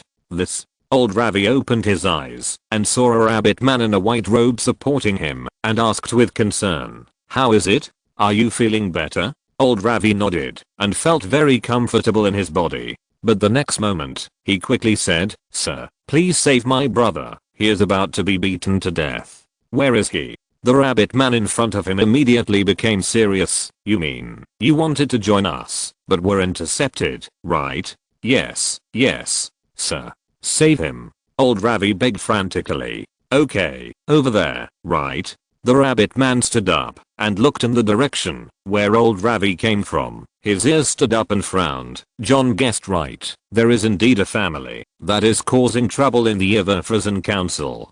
Chapter 699. Frostwolf Vol's Threat.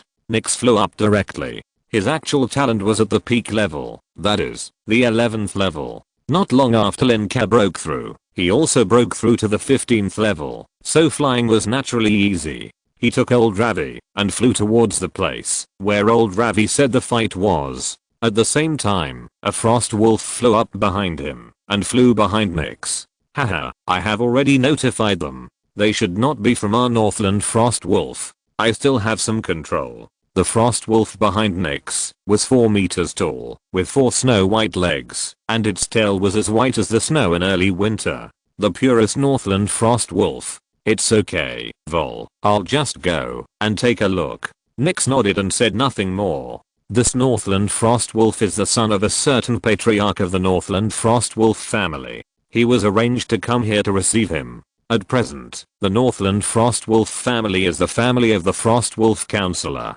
From the perspective of a legendary warrior, the strength of the Frost Wolf Counselor was not weak, and his brother, as the chief of the Northern Frost Wolf family, also had the strength of a star. Of course, according to common sense, the people who came to receive him should be the followers of the chief, or people of higher status. However, now the chief's subordinates are all outside exploring the secondary plane, so he can only send his son. Nyx didn't care about these. If it weren't for the face of the lava family, he even felt that it didn't matter who he sent. While flying, he also saw the two sides fighting not far away.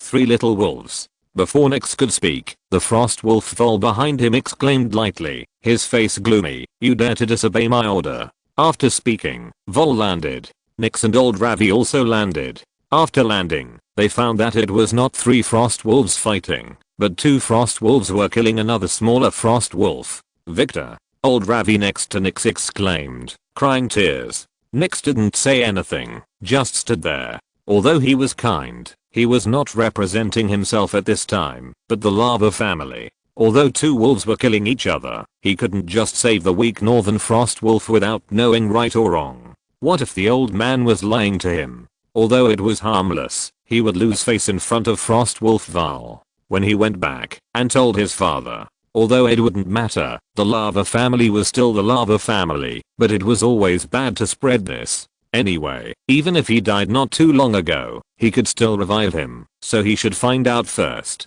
"Stop it, the 2 of you." Nyx didn't say anything, and the northern frost wolf Val spoke. As the son of the chief patriarch of the northern frost wolf family, Val was arrogant and domineering on weekdays, but he also admired and loved the lava family, so he was so playful in front of Nyx. In fact, when dealing with the internal members of the northern frost wolf family, he was very casual. "Who is it? Northern frost wolves, do your job. Everyone else, get out of here."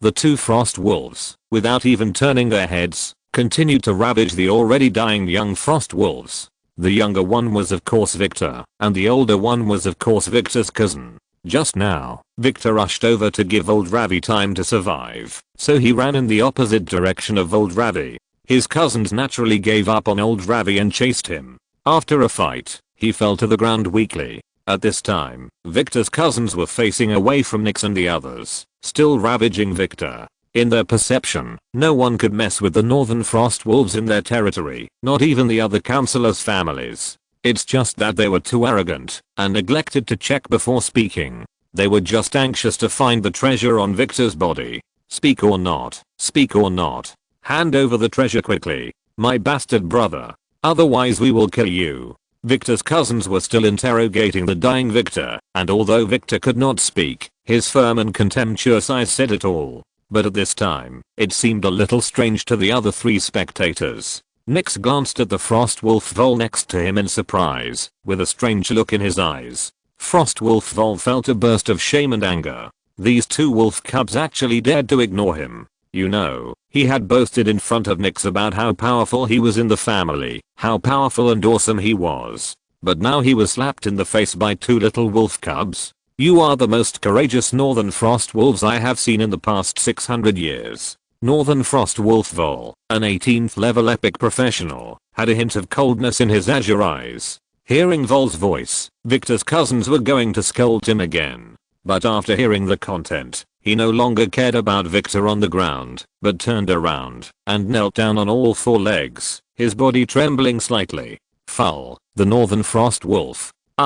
We." Victor's cousin turned around and stammered, as if he knew Vol's appearance and name. And Victor's cousin couldn't utter a word, just lowered her noble wolf head and trembled. "Humph, you impudent thing, get out." Frost wolf Vol snorted lightly. "In 3 days, let the patriarch of your family come to me." Victor's cousin and cousin did not dare to say anything, stood up and ran away immediately. Seeing this scene, Nyx looked up to Vol twice. It seems that what Vol said before was right.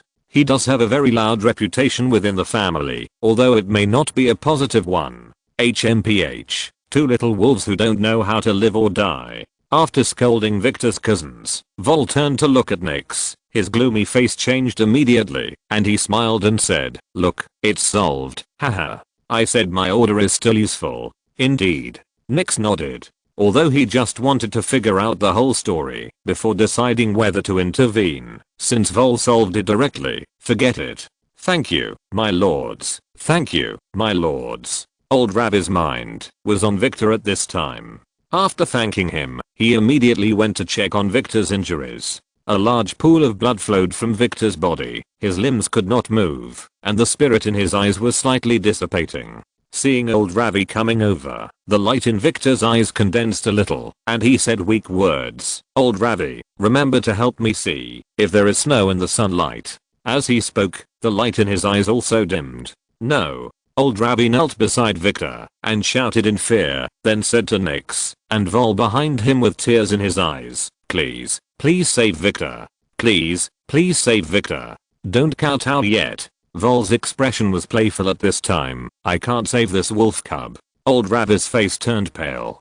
"But," Vol looked at Nyx, who was not even half his head, and said, Don't you know who he is?" Chapter 700 Arrival at the Sun's Glow. Nyx walked forward, checked Victor's injuries, and then gently pressed his furry palm to Victor's still beating heart. Suddenly, his magic power burst out. Skill. Save the dying and the wounded. The green light representing life spread from Nyx's palm to Victor's whole body, and then this warm light lasted for a few seconds. In just a few seconds, the scars on Victor's body healed as before. Nyx's face did not change much, and it was obvious that it was not difficult for him to save a dying level 5 professional. Old Ravi was stunned. "Rabbit man, healer, lava family. You are the medical knight Nyx." Old Ravi called out Nyx's title and name, pointing at Nyx, and unable to speak. The name of the lava family's medical knight resounded throughout the continent, and even because of the special nature of medical treatment, Nyx's reputation in many places may be greater than Link's. You know, Nyx had accepted many disciples to practice medicine before, and his disciples were all over the continent. Frostwolf Vol grinned beside him. "With him here, it's hard for this wolf cub to die." At this time, Victor suddenly opened his eyes, quickly got up from the ground, and shook his head, which was still stained with scattered blood. What happened to me?" "Victor," Old Ravi said in surprise, "you are alive." "Old Ravi." Victor looked at his body, and was about to say something to Old Ravi, when he saw Nyx, who was even smaller than Old Ravi, and Val, an adult frost wolf. "Medical Knight Nyx. Judge Val." Victor recognized Nyx and Val at once, and then quickly lowered his front half of his body to show respect. When his parents were still alive, he was taken to see Val from a distance. As for Nyx, Nyx has appeared in various comics and news over the years, and he is a loyal Dahuang fan, so he can naturally recognize him at a glance. "Hello." Nyx politely pounded his chest as a return gift to Victor. "Wolf cub, why did those two little guys want to kill you?" Vol asked with interest at this time. "You are all miners, right? Miners fought like this? They are frost wolves, not ordinary wild wolves without wisdom. Generally speaking, they would not fight like this. Even ordinary wild wolves would not fight like this. Because my mother is not a northern frost wolf." Victor's eyes dimmed. "Then my parents died and left me a fortune. My cousins coveted this fortune." With just a few short sentences, everyone knew the whole story. It was a very obvious plot routine, nothing special. "So, you and him wanted to go to the sun's radiance, and then you were intercepted, right?" Nyx nodded, and then looked at Vol who was high above his head. Vol said, "Then go to the sun's radiance and work hard. I look forward to the day when you grow up." "Obviously," Vol agreed. Victor and Old Ravi were overjoyed, and kept thanking him. Vol didn't care, but Nyx's thoughts drifted to other places. The family situation in the Everfrizz Council seemed to be much more complicated than he had imagined. However, they would go to Sunshine in 3 days, and then they would have a real headache. What is the positioning of Sunshine City? Lin Ke's positioning is a city for the elderly. Leisure, entertainment, comfort, ease, and slow pace. Not every city has to be like the rising sun, but can also be like a gentle sunset. Fast pace, hard work, and struggle are not suitable for everyone. And the positioning of Sunshine is like this. Of course, it does not mean that Sunshine City cannot struggle. There will naturally be business opportunities here, such as the developed silver economy, that is, the elderly economy. Among them, Nyx must ensure the supply of good medical conditions. A new type of city, or a city where all kinds of elderly people, beggars, etc. gather. Just think about how important hospitals are in this city. 16 hospitals moved in immediately, and a large number of doctors and nurses also entered Sunshine under the leadership of professionals, which affected the medical situation in Dahuang City to a certain extent. This is what Nyx is thinking about at this time. The best solution at the moment is to transfer a group of doctors and nurses from Fasa to Nasang, but not too many, otherwise the Sunlight City will not have enough accommodation. Just thinking about it, Vol said, let's go, we'll go over there and wait. As he said that, he took Victor and old Ravi over there, and Nix had to follow.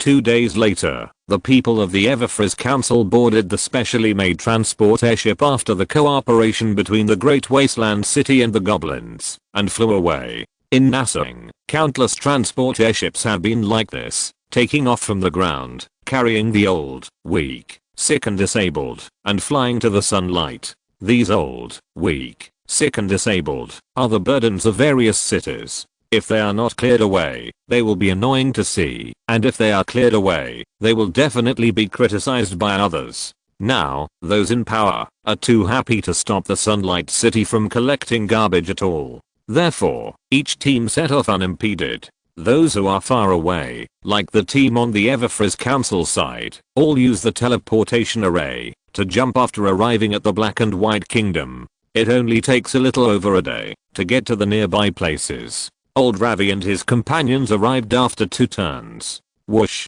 The wind was howling outside, and through the window, you could see the scenery outside. What is that? We are here. We are at the Sunshine City. There were many people traveling together, and even though they were divided into different compartments of different sizes, there were still dense crowds of people. When they heard about the Sunshine City, they all had different reactions. This was their final destination. After shaking for a few days, although Nix, the doctor, was using his skills all the time to prevent them from getting sick or getting car sick, they were still very tired. The only comfort they had was the destination in their spirit, the paradise in their hearts. That was the Sunshine City. As long as the destination was worth it, no matter how tiring and difficult the process was, it was worth it. A large group of people rushed to the places with windows around, and the person driving the airship seemed to understand the reactions of the crowd, so he turned many walls into transparent colors. As a result, everyone saw the Sunshine City not far below. From a high place, the Sunshine City looked like a huge black rectangular crystal placed on the ground. It was square, and flickered under the sun, and reflected a large part of the sunlight. So it looked like it was glowing by itself. So beautiful. A little beggar was lying on the glass, shocked by the scene. It is indeed beautiful, because it is our future home. Old Ravi muttered to himself. End of this chapter. Thank you very much for reaching the end. Don't forget to like. Looking for more exclusive content and immediate access? Subscribe to our Patreon. Remember, every like, subscription, or donation encourages us to continue. Thanks to everyone. See you in the next video.